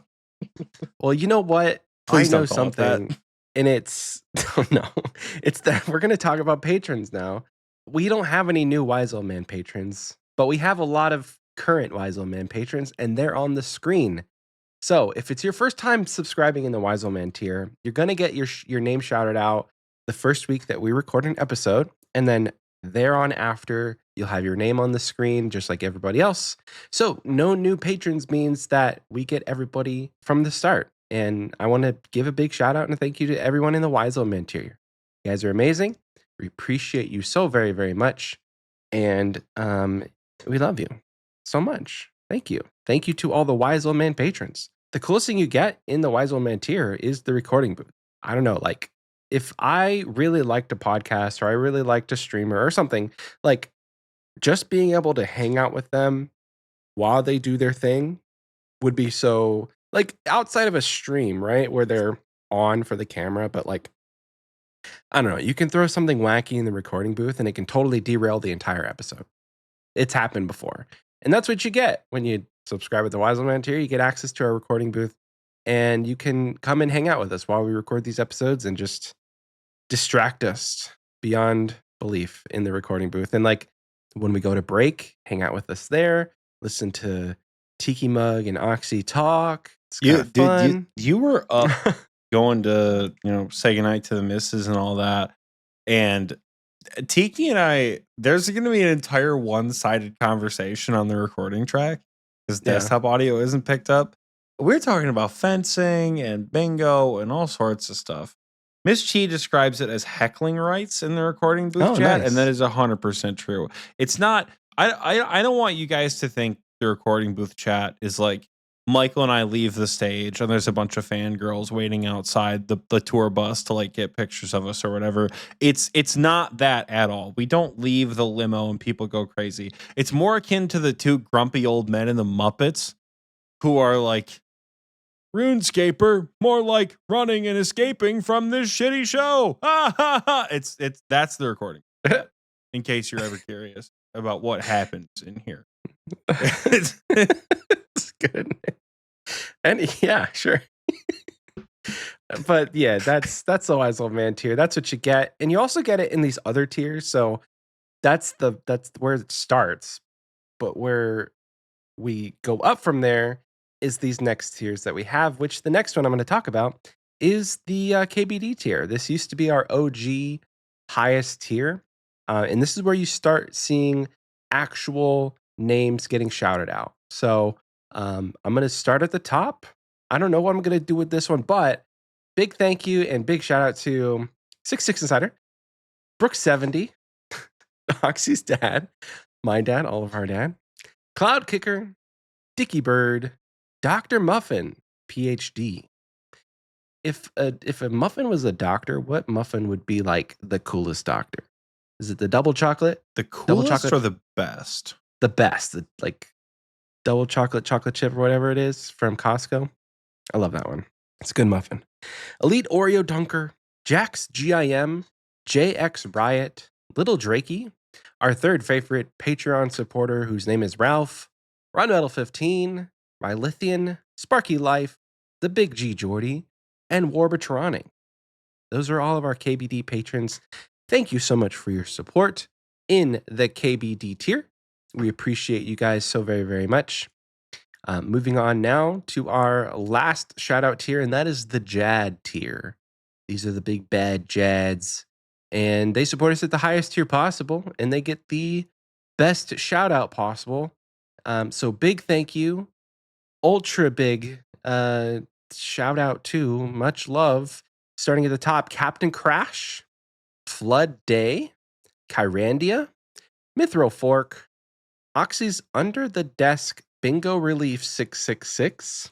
Hey, yo. Petite River. Oh gosh, I'm blushing from that one. The S tier Double Egg and Woloznik. Thank you to our Jad tier. You guys are amazing, and we appreciate everything that you do for our show. If you want to join these folks, you can do so by heading on over to our Patreon, patreon.com/Xpwaste. We have a couple of other tiers that we didn't mention here. So whatever your price range is, how you want to support the show financially, we have it available on our Patreon. Lots of cool perks there. Check it out if you haven't already. Patreon.com/Xpwaste. Moving on now to our community question. 2 weeks ago, in our last episode, we asked you guys, what are you doing to prep for Springo 25? We've got a couple of answers. I'm going to start on YouTube. We don't usually start on YouTube. I'm going to throw a little curveball. And read these here because there's only a couple. So I'll start here, get these out of the way, and then we'll go through all the responses on Spotify. But starting us off, Spencer says they're going to do the Lumbridge Elite Diary. No more Staff of Shame. No more Staff of Shame. Can get to everywhere in the game. I should do that 100%. I just don't love Giants Foundry that much to go from 78 to 84 or whatever I need to get before bingo. So next up, though, Steinsgate says, not play the game. Also, I have a fun next bet that will really push Michael's PVM skills. Bofa for himself. Oxy has to get an Inferno and Quiver on the GIM. So if I get a Bofa for myself, then you have to get an Inferno Cape and a Quiver on your account. But what happens if you get the Inferno and Quiver and then what I have to like break down my Bofa that I was gifted? We'll talk about that. Oxy's cooking with something, but we can't stop this train. This train is going. We have to keep going. Next up on YouTube, Smooth says, I'm going to learn CG, aiming for 30 KC before the start of bingo. This will be my first ever bingo, and it'll give me hella motivation to grind out a bunch of kills. Because according to the Iron subreddit, CG is the devil. Also, mid-bingo Bofa would be super hype. Who said this? Smooth _1. Smooth one. You said smooth, and I thought you meant our smooth. Oh, like smooth only Lou? thumbs. I was like, there's no way smooth only has 30 corrupted gauntlet kills. The man got Blood Torva on mobile. There's no way he only has 30 CG.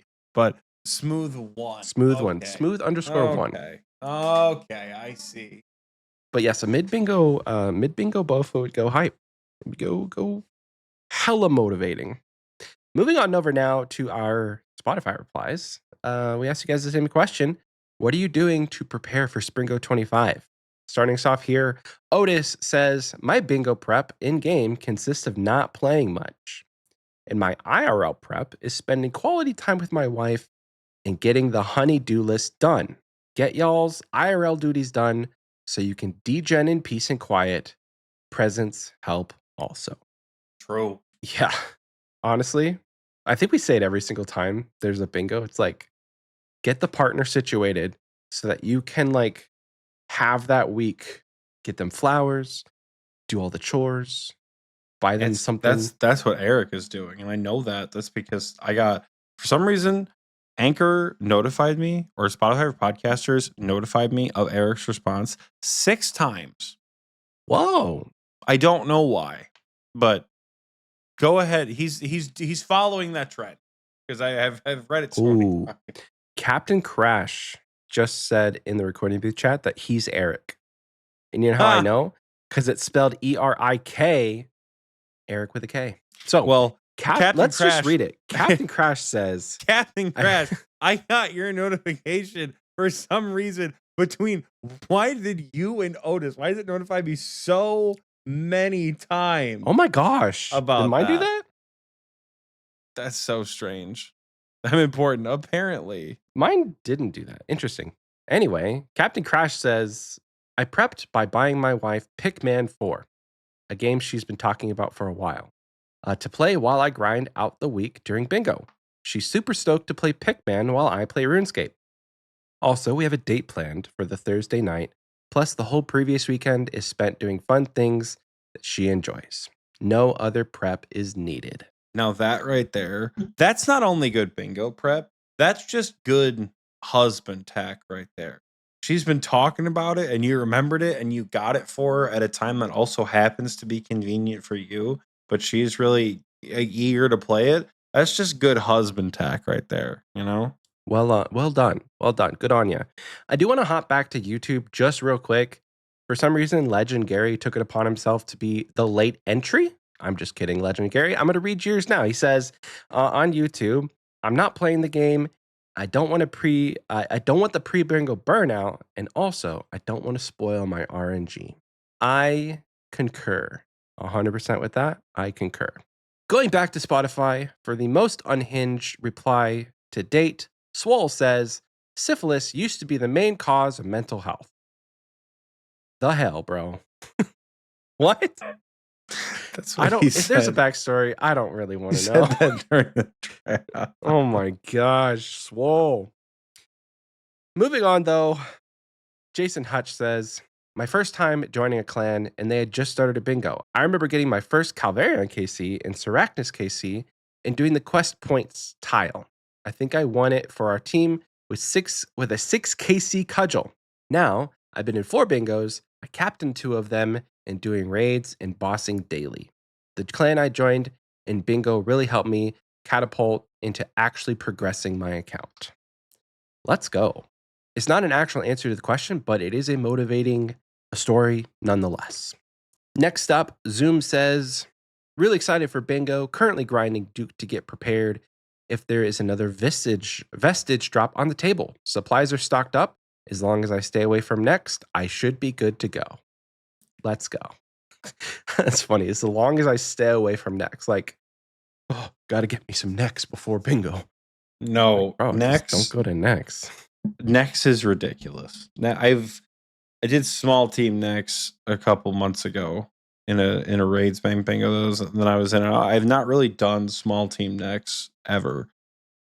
And I was with like 7 other mega gamers. And I was like, guys, am I doing something wrong? I'm having 6 brews every kill. They're like, nope, that's just next. I'm like, huh. So that's just next. Chuggy. She cooks through supplies. It's crazy. Well, Zom, just don't go to next. That's all I have to say. Next up, though, Adam says, not sure. I'll have to think about it. And sadly, we didn't get an update from Adam, as far as I know. So I don't know if they thought He's about still it. not sure.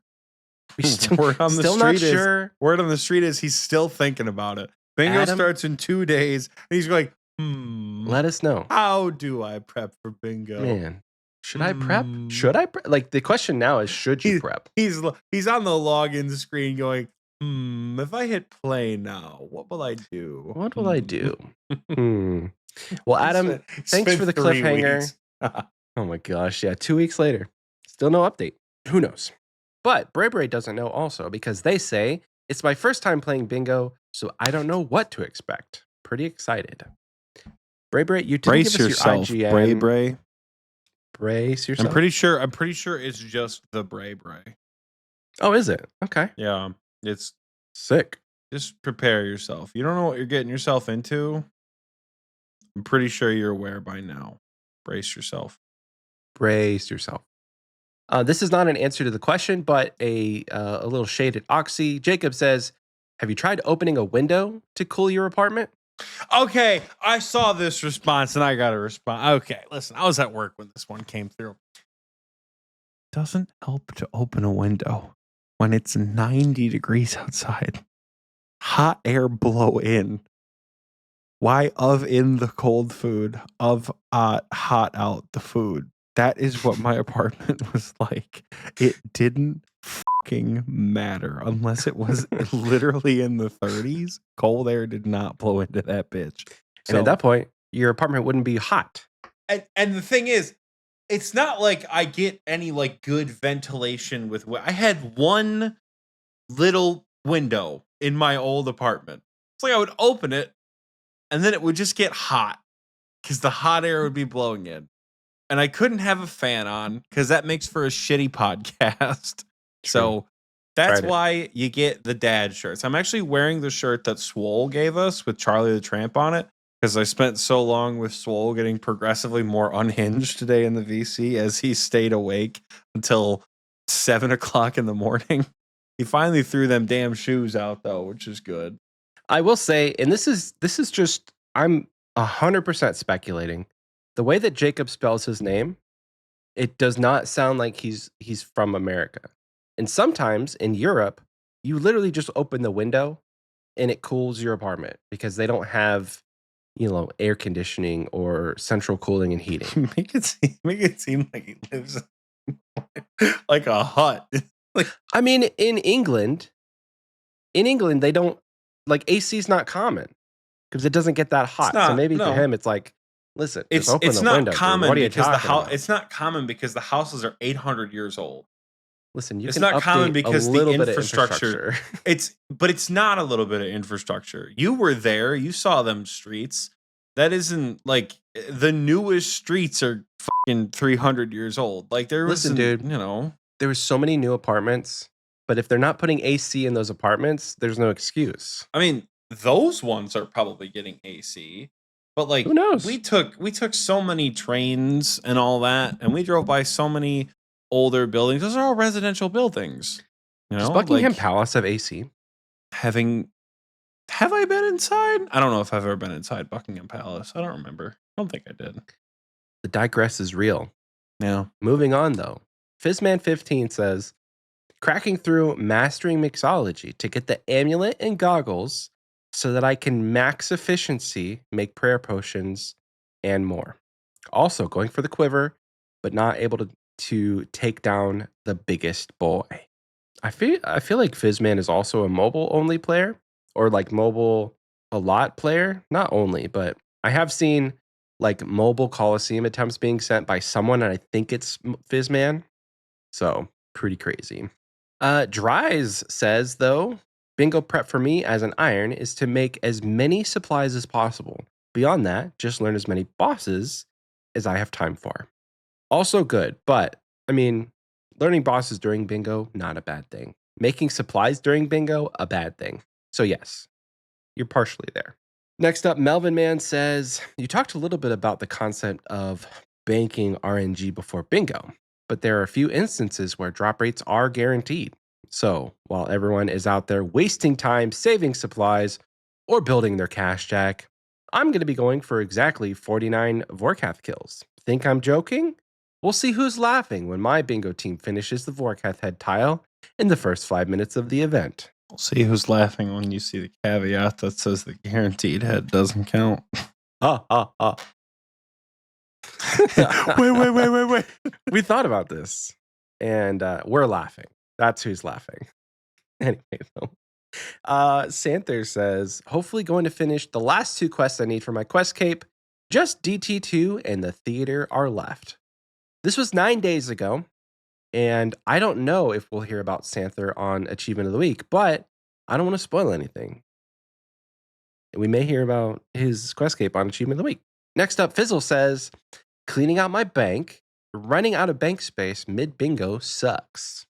I don't know. I've ran out of bank space a couple times, and I agree it sucks, but like I don't know what to do about it because everything that I have in my bank I need, and I don't have the GP to upgrade my space right now, so I'm at a loss. Maybe I need to just like cut the loot tab of all the stuff that I don't normally get because I had like 1 blue Vambrace in there and 1 red Vambrace. Just alch them, get rid of it, but we'll figure it out.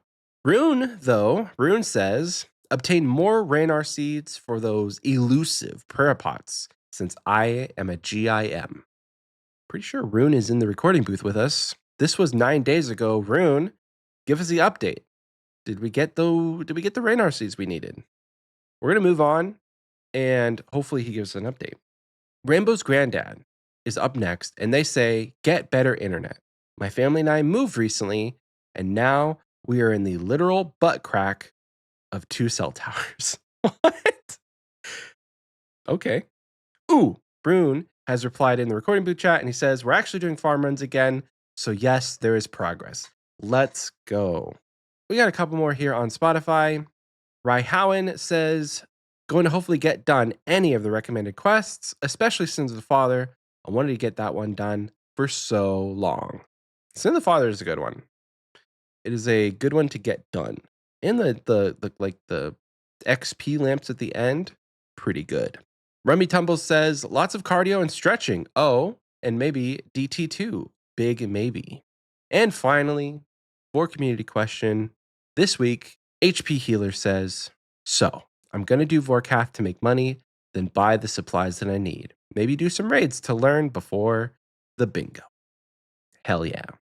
That's going to do it for the community question. I think you guys have heard what Oxie and I are going to do to prepare, and I don't think any of that has changed. Oxie is still hopefully going to be making money, and I am hopefully not going to spoil any of my RNG. So, fingers crossed, we do the stuff. But thank you so much to everybody who answered last week's question. If you want to answer this week's question, it will be, what areas would you like to see expanded in RuneScape Dragonwilds, or vice versa? Should we get Ashenfall in old school RuneScape? Hit us up in the comment section on Spotify or under the pinned comment of this YouTube video. Gonna toss it on now to my 3rd favorite co-host, Oxie, for the achievement of the week. Hi, it is achievement of the week time. We got some pretty cool achievements, some big ones in all 3 this week, actually. We're going to kick things off with the miscellaneous category. So here in the miscellaneous category, we do have 3 quest capes. You want the rough answer? As of 11:55 p.m. on April 26, 2025, Santher ain't one of them. No! So unless he just didn't post it, my man did Desert Treasure 2 and then didn't do the last quest he needed. Literally, he posted, he said 2 days ago, finally got DT2 done. 1 quest away from my first ever quest cape. Brother, Nothing? where you at, man? No. Like, come on. So Santher isn't one of them, but Penguin Dude or Penguin Dude, Pengling, as Benedict Cumberbatch would say. Penguin Dude. I realize your name is not Penguin Dude, it's Penguin Dude, because I had to find you today when you got drafted. Penguin Dude, Smooth Core, and Iron Dice are the 3 that achieved their quest capes this week. Additionally, Hutche, I think is how you say it, Hutche achieved his Diary cape, and Echo Thomas achieved his Champions cape.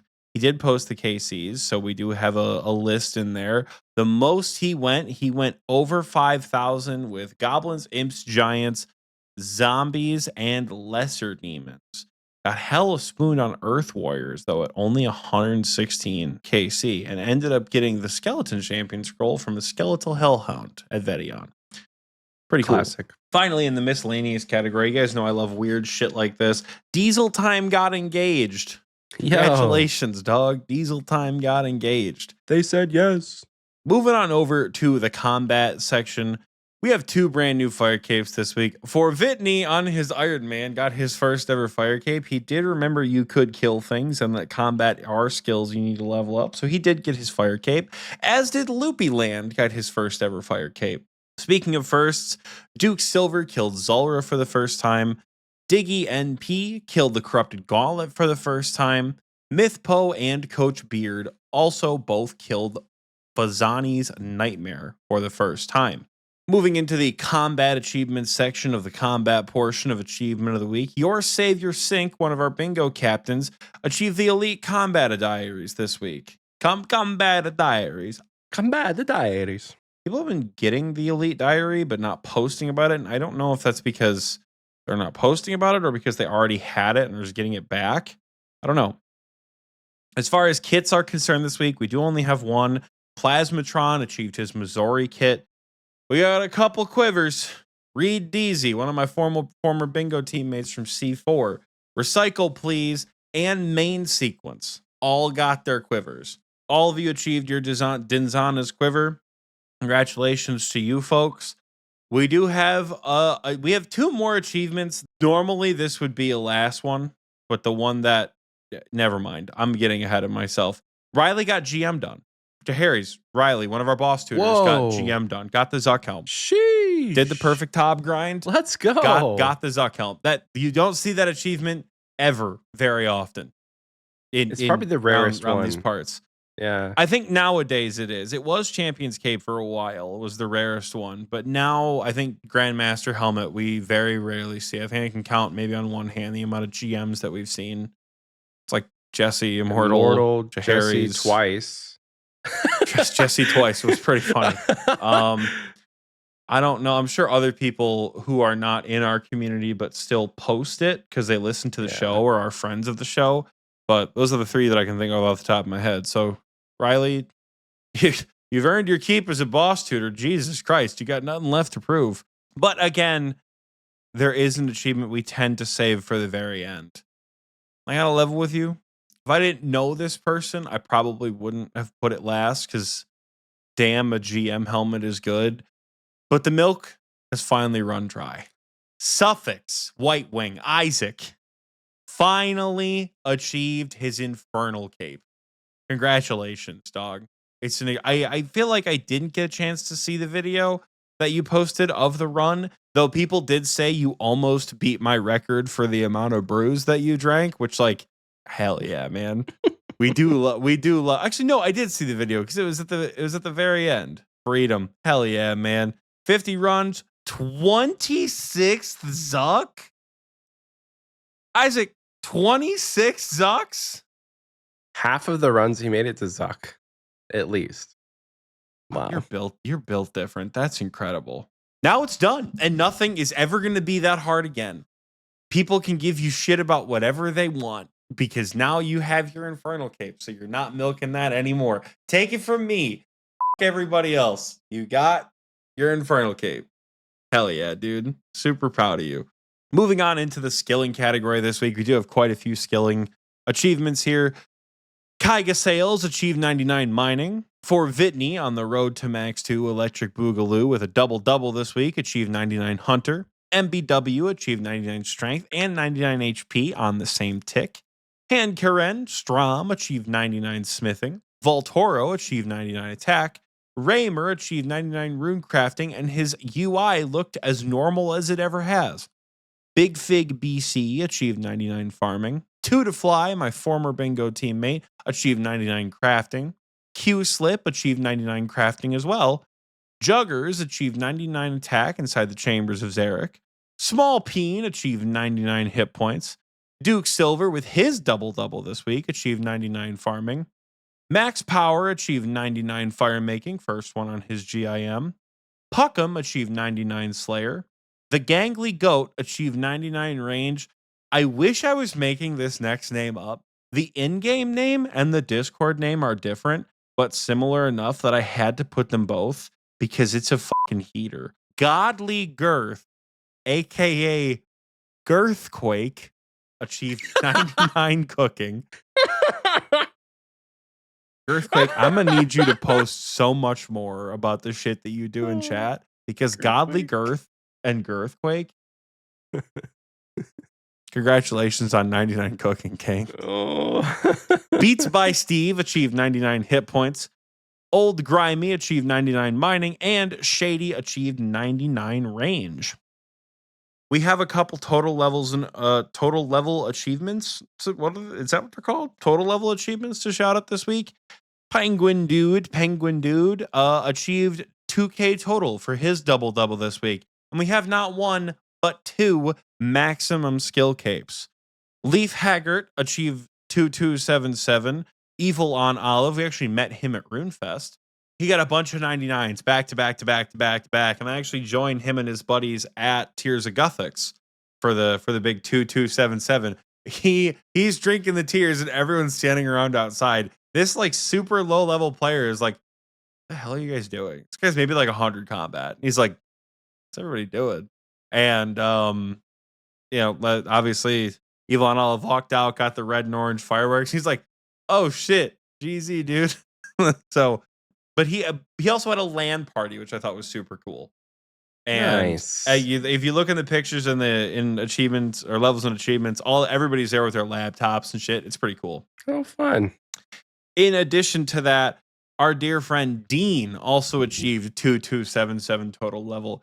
In a heartbreaking turn of events, I was not able to make it to this maxing party. I really wanted to be there. I was at fencing for like 6 hours.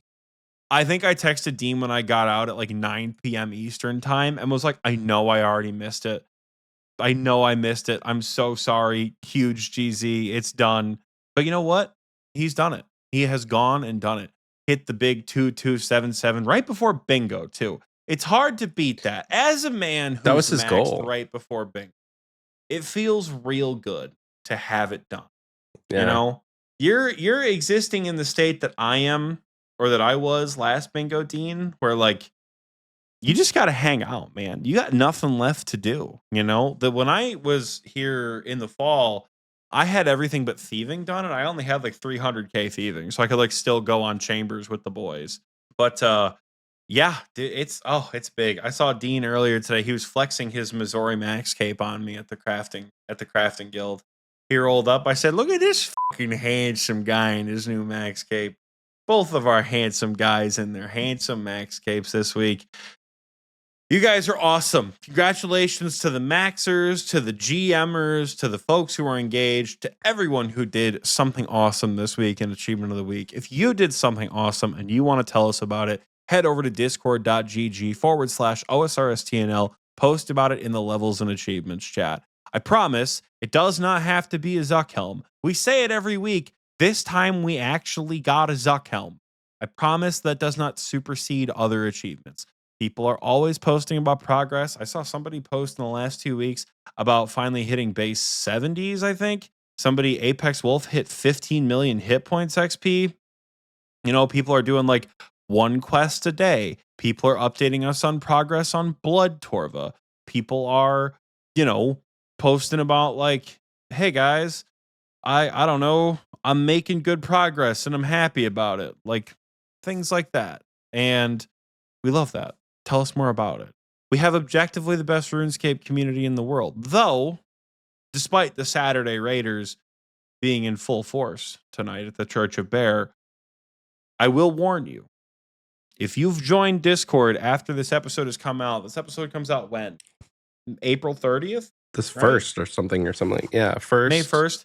If you join the Discord this day and you're like, Oxie said people were active. I don't see anybody. We're all playing bingo. And you can't see the bingo channels. 460 of us are playing bingo. Yeah, you can't see the bingo channels. I promise you, shit's going to be going up. This is the best RuneScape Discord in the world. Come hang out. Even a little after.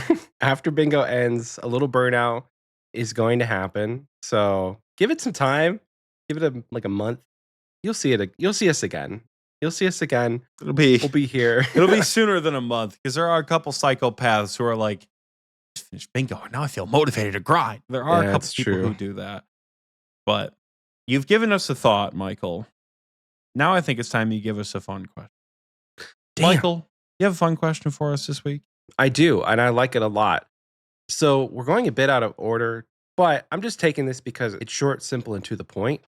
For this fun question, Oxy, it comes to you from our fun questions section in Discord.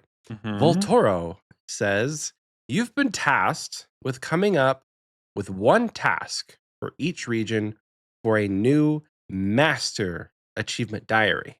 So no longer does it just go up to expert or whatever it goes up to elite. We have a new tier, master. What tasks are you adding? We don't have to do every region, but some notable ones. If you have any ideas, I'm down to discuss them. It doesn't have to be like you come up with one and I come up with one. We can kind of workshop it together. So one task for each region for a new master achievement diary.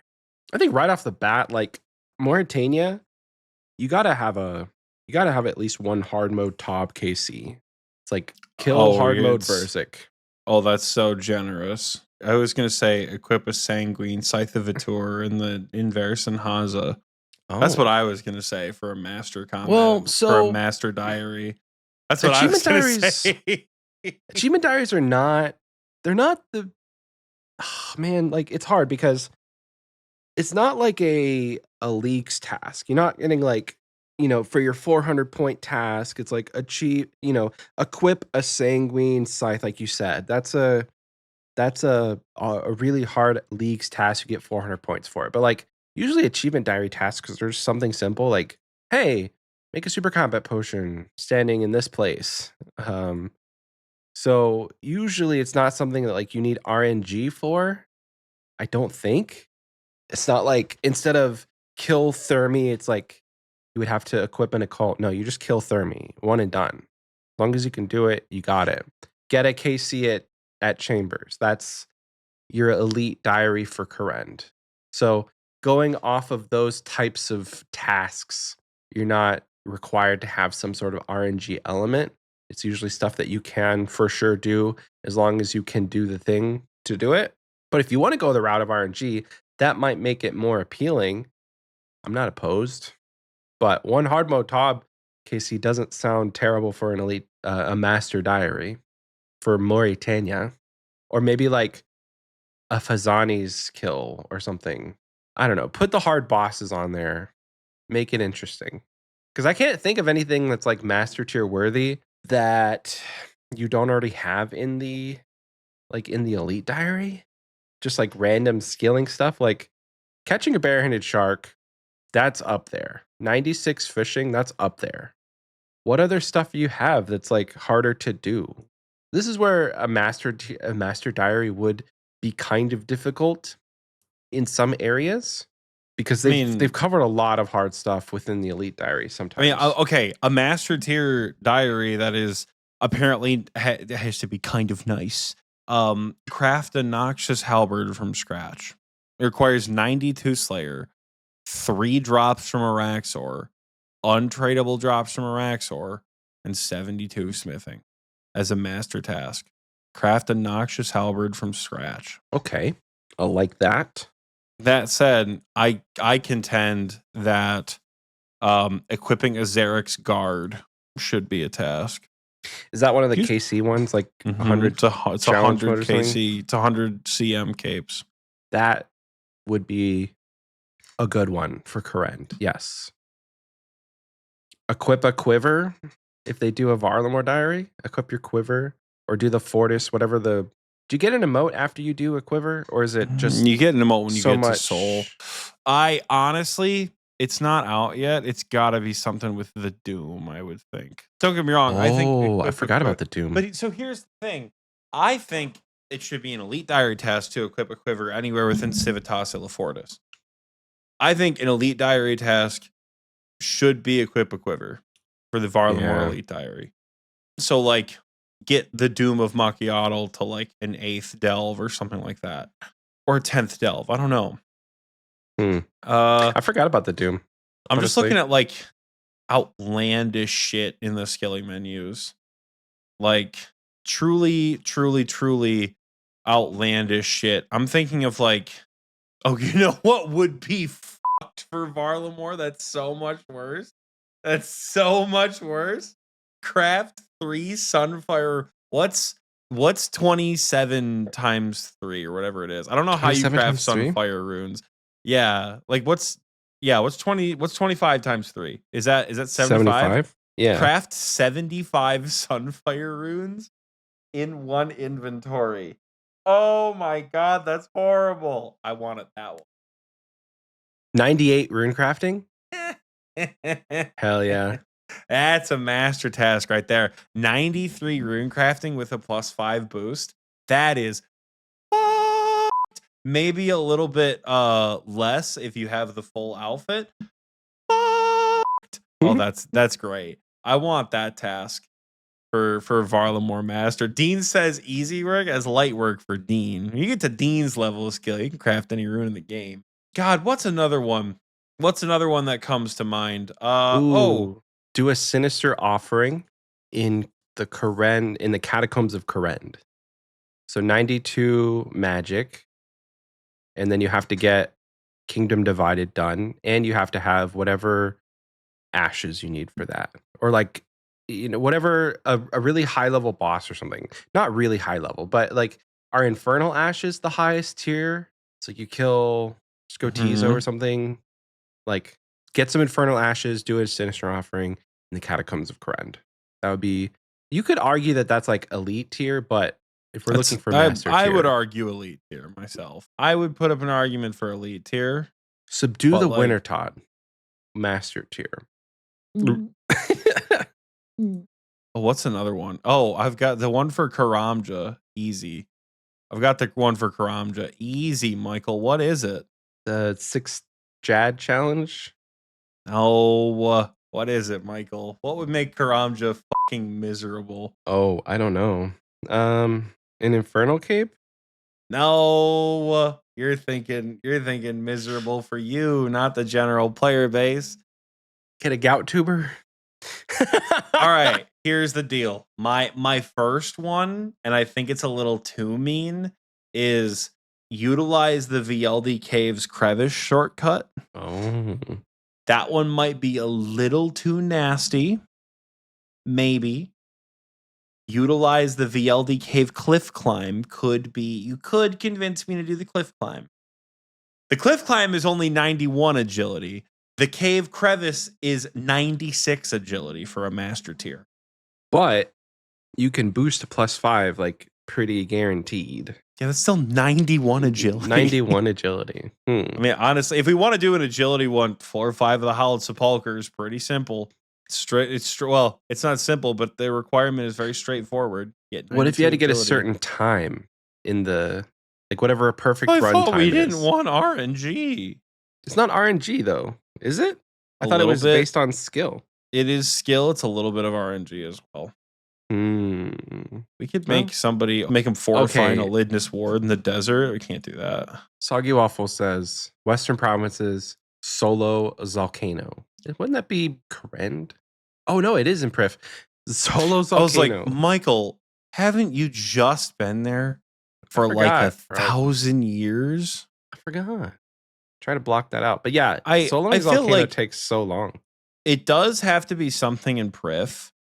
If you really wanted to be a bitch about it, equip a Crystal Crown in the Prif Dennis area.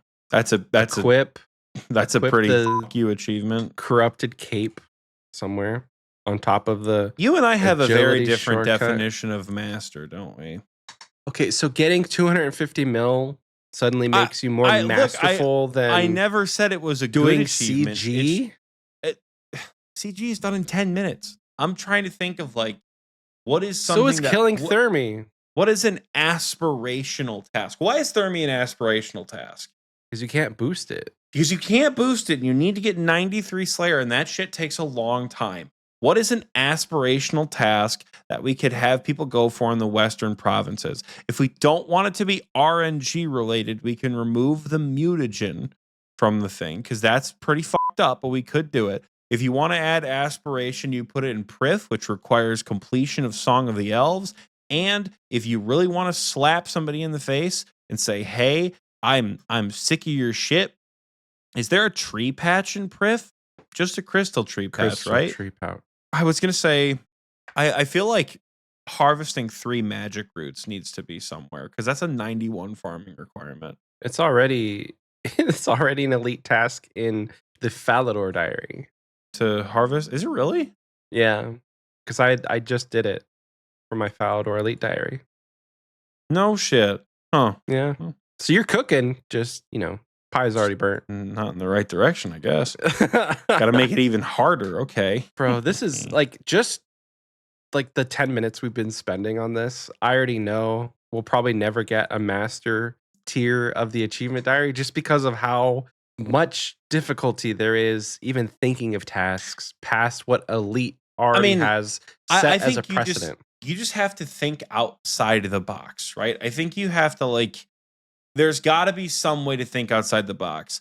Craft an onyx amulet within Prif Dennis, right? Craft an onyx amulet from scratch within Prif Dennis. You buy an onyx, you chisel it within Prif, you make it in the fucking furnace in Prif, and then you turn it into an amulet in Prif.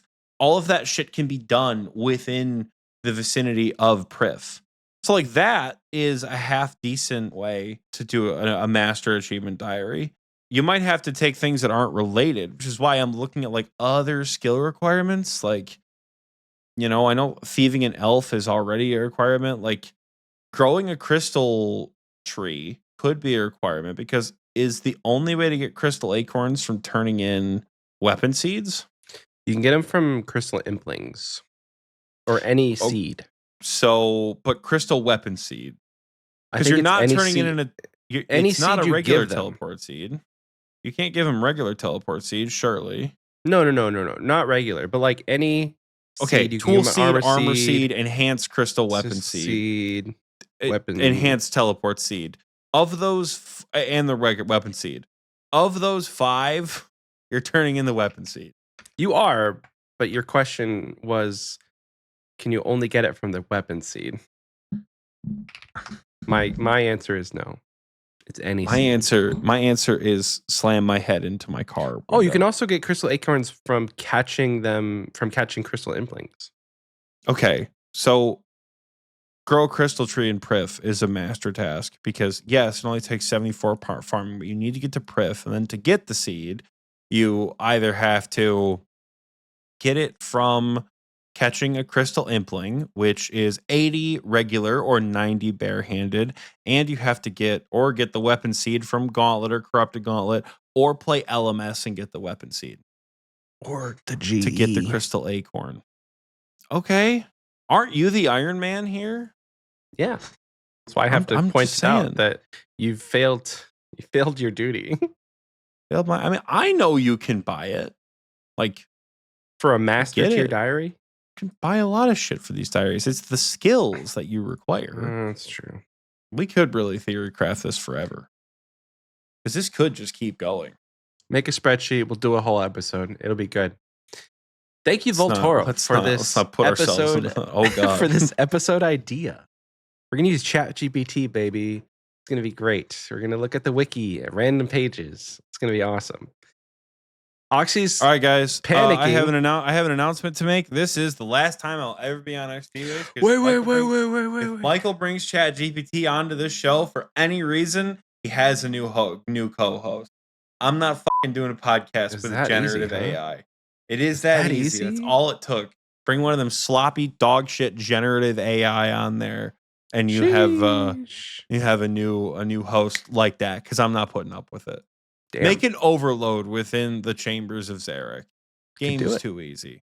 Did you get that from ChatGPT? Or are you just what do you fucking think? I think it's time to end the episode. Thank you, Voltoro, for your fun question. If you want to send us a fun question, you can do so many different ways. You can send us a postcard. That would be the most fun way, and we'll put it up on the postcard wall right behind me. You can post in our Discord. You can email us. You can send us a DM. Head-shaped wall of postcards. My head shape. There's a little head cut out. Anyway, that's the fun question. Before we end the episode, Oxie, I'm going to hit you with a surprise. We got some mail this week from Brooks 70, aka 99 Brooks. And it's a box full of Dutch food. You're gonna say it was a box of dicks. I was like, yeah. It's a box full of food from the Dutch. I have no idea what any of this is. I mean, I know it's food, but it's all in a foreign language. So we're gonna try and decipher it together. Now, I do know what these are. Michael, it's 12:30 at night. What do you mean now? Peppermint. These are You forgot about this until 12:30 at night at the end of the Listen, episode? We would have ended the episode at the same time had I done this in the first part. That looks delicious. Oh. Bonbon block. I'm gonna eat that. I just want to get I want to show you the whole box because, like, I love Brooks and he's amazing. I don't know what this is, but that looks funny delicious. as hell. Looks like a tea biscuit. Are these a tea biscuit? Okay. And then this one is actually in English. My son is gonna eat these up like car gummies. And then second to last, Bastion. These look like just like wafer cookies, or maybe like the thing you get on the airplane. And then this is the last one. And then it's a little protective box of its own. Tea cookies or coffee cookies. I don't know. They look delicious. They look pretty good. Let me know if you want any of this, because what I could do is I can sample it for myself and then slap it back in the box. And send me opened food. Why didn't I think of that? The secondaries. Yep. You enjoy those. You enjoy those, and you let me know how they taste. Hey, listen, if any of that looked appetizing to you, I'll send you the box of unopened food. You let me know how they taste, and I am all for it. Peppermint. I just love how that's spelled. Thank you, Brooks. Brooks. Brooks is fucking hysterical. He started a Minecraft IO game in Discord today, and we were cackling because it was just so bad. And we were playing Minecraft IO in the middle of the draft. I missed out on some like fun stuff when I went to this baby shower. Damn. Anyway, that's the end of the episode, folks. Thank you so much. If you're still listening to this point, we appreciate you. You can check out everything that we have in the description below. Even if you're on like an audio platform, there's still a description somewhere. Show notes are there, I promise. Give it a scroll. Check it out. We have a merch store. We have a Patreon. We have an email address. You can find all of our social media links, even our P.O. Box address. It's going to be down there. If you like what you hear, leave us a review, maybe. If you have like a Spotify account, or you have an Apple account, you can leave a review. Leave us a review. And if you're on YouTube and you're listening to this right now and or watching it, hit subscribe, because that is something that we like, and like the video too. But that's going to do it for the show. Thank you guys so much for listening. We'll see you guys next time, potentially not this next week, but the week after, because generally we don't do a episode during bingo. So we'll figure that out. We haven't really talked about it, but I'm going to say with 99% confidence that we won't have an episode next week, and we'll see you guys the week after. If you want our content, you could watch our old Patreon playthrough streams. Yeah. How about that? Michael is always pining for people to watch the Patreon streams after the fact. Nobody ever does, and he never gives up hope. So join at the Party Pete tier and have access to all of our old backlog of content. So thanks, guys, and we'll see you next time.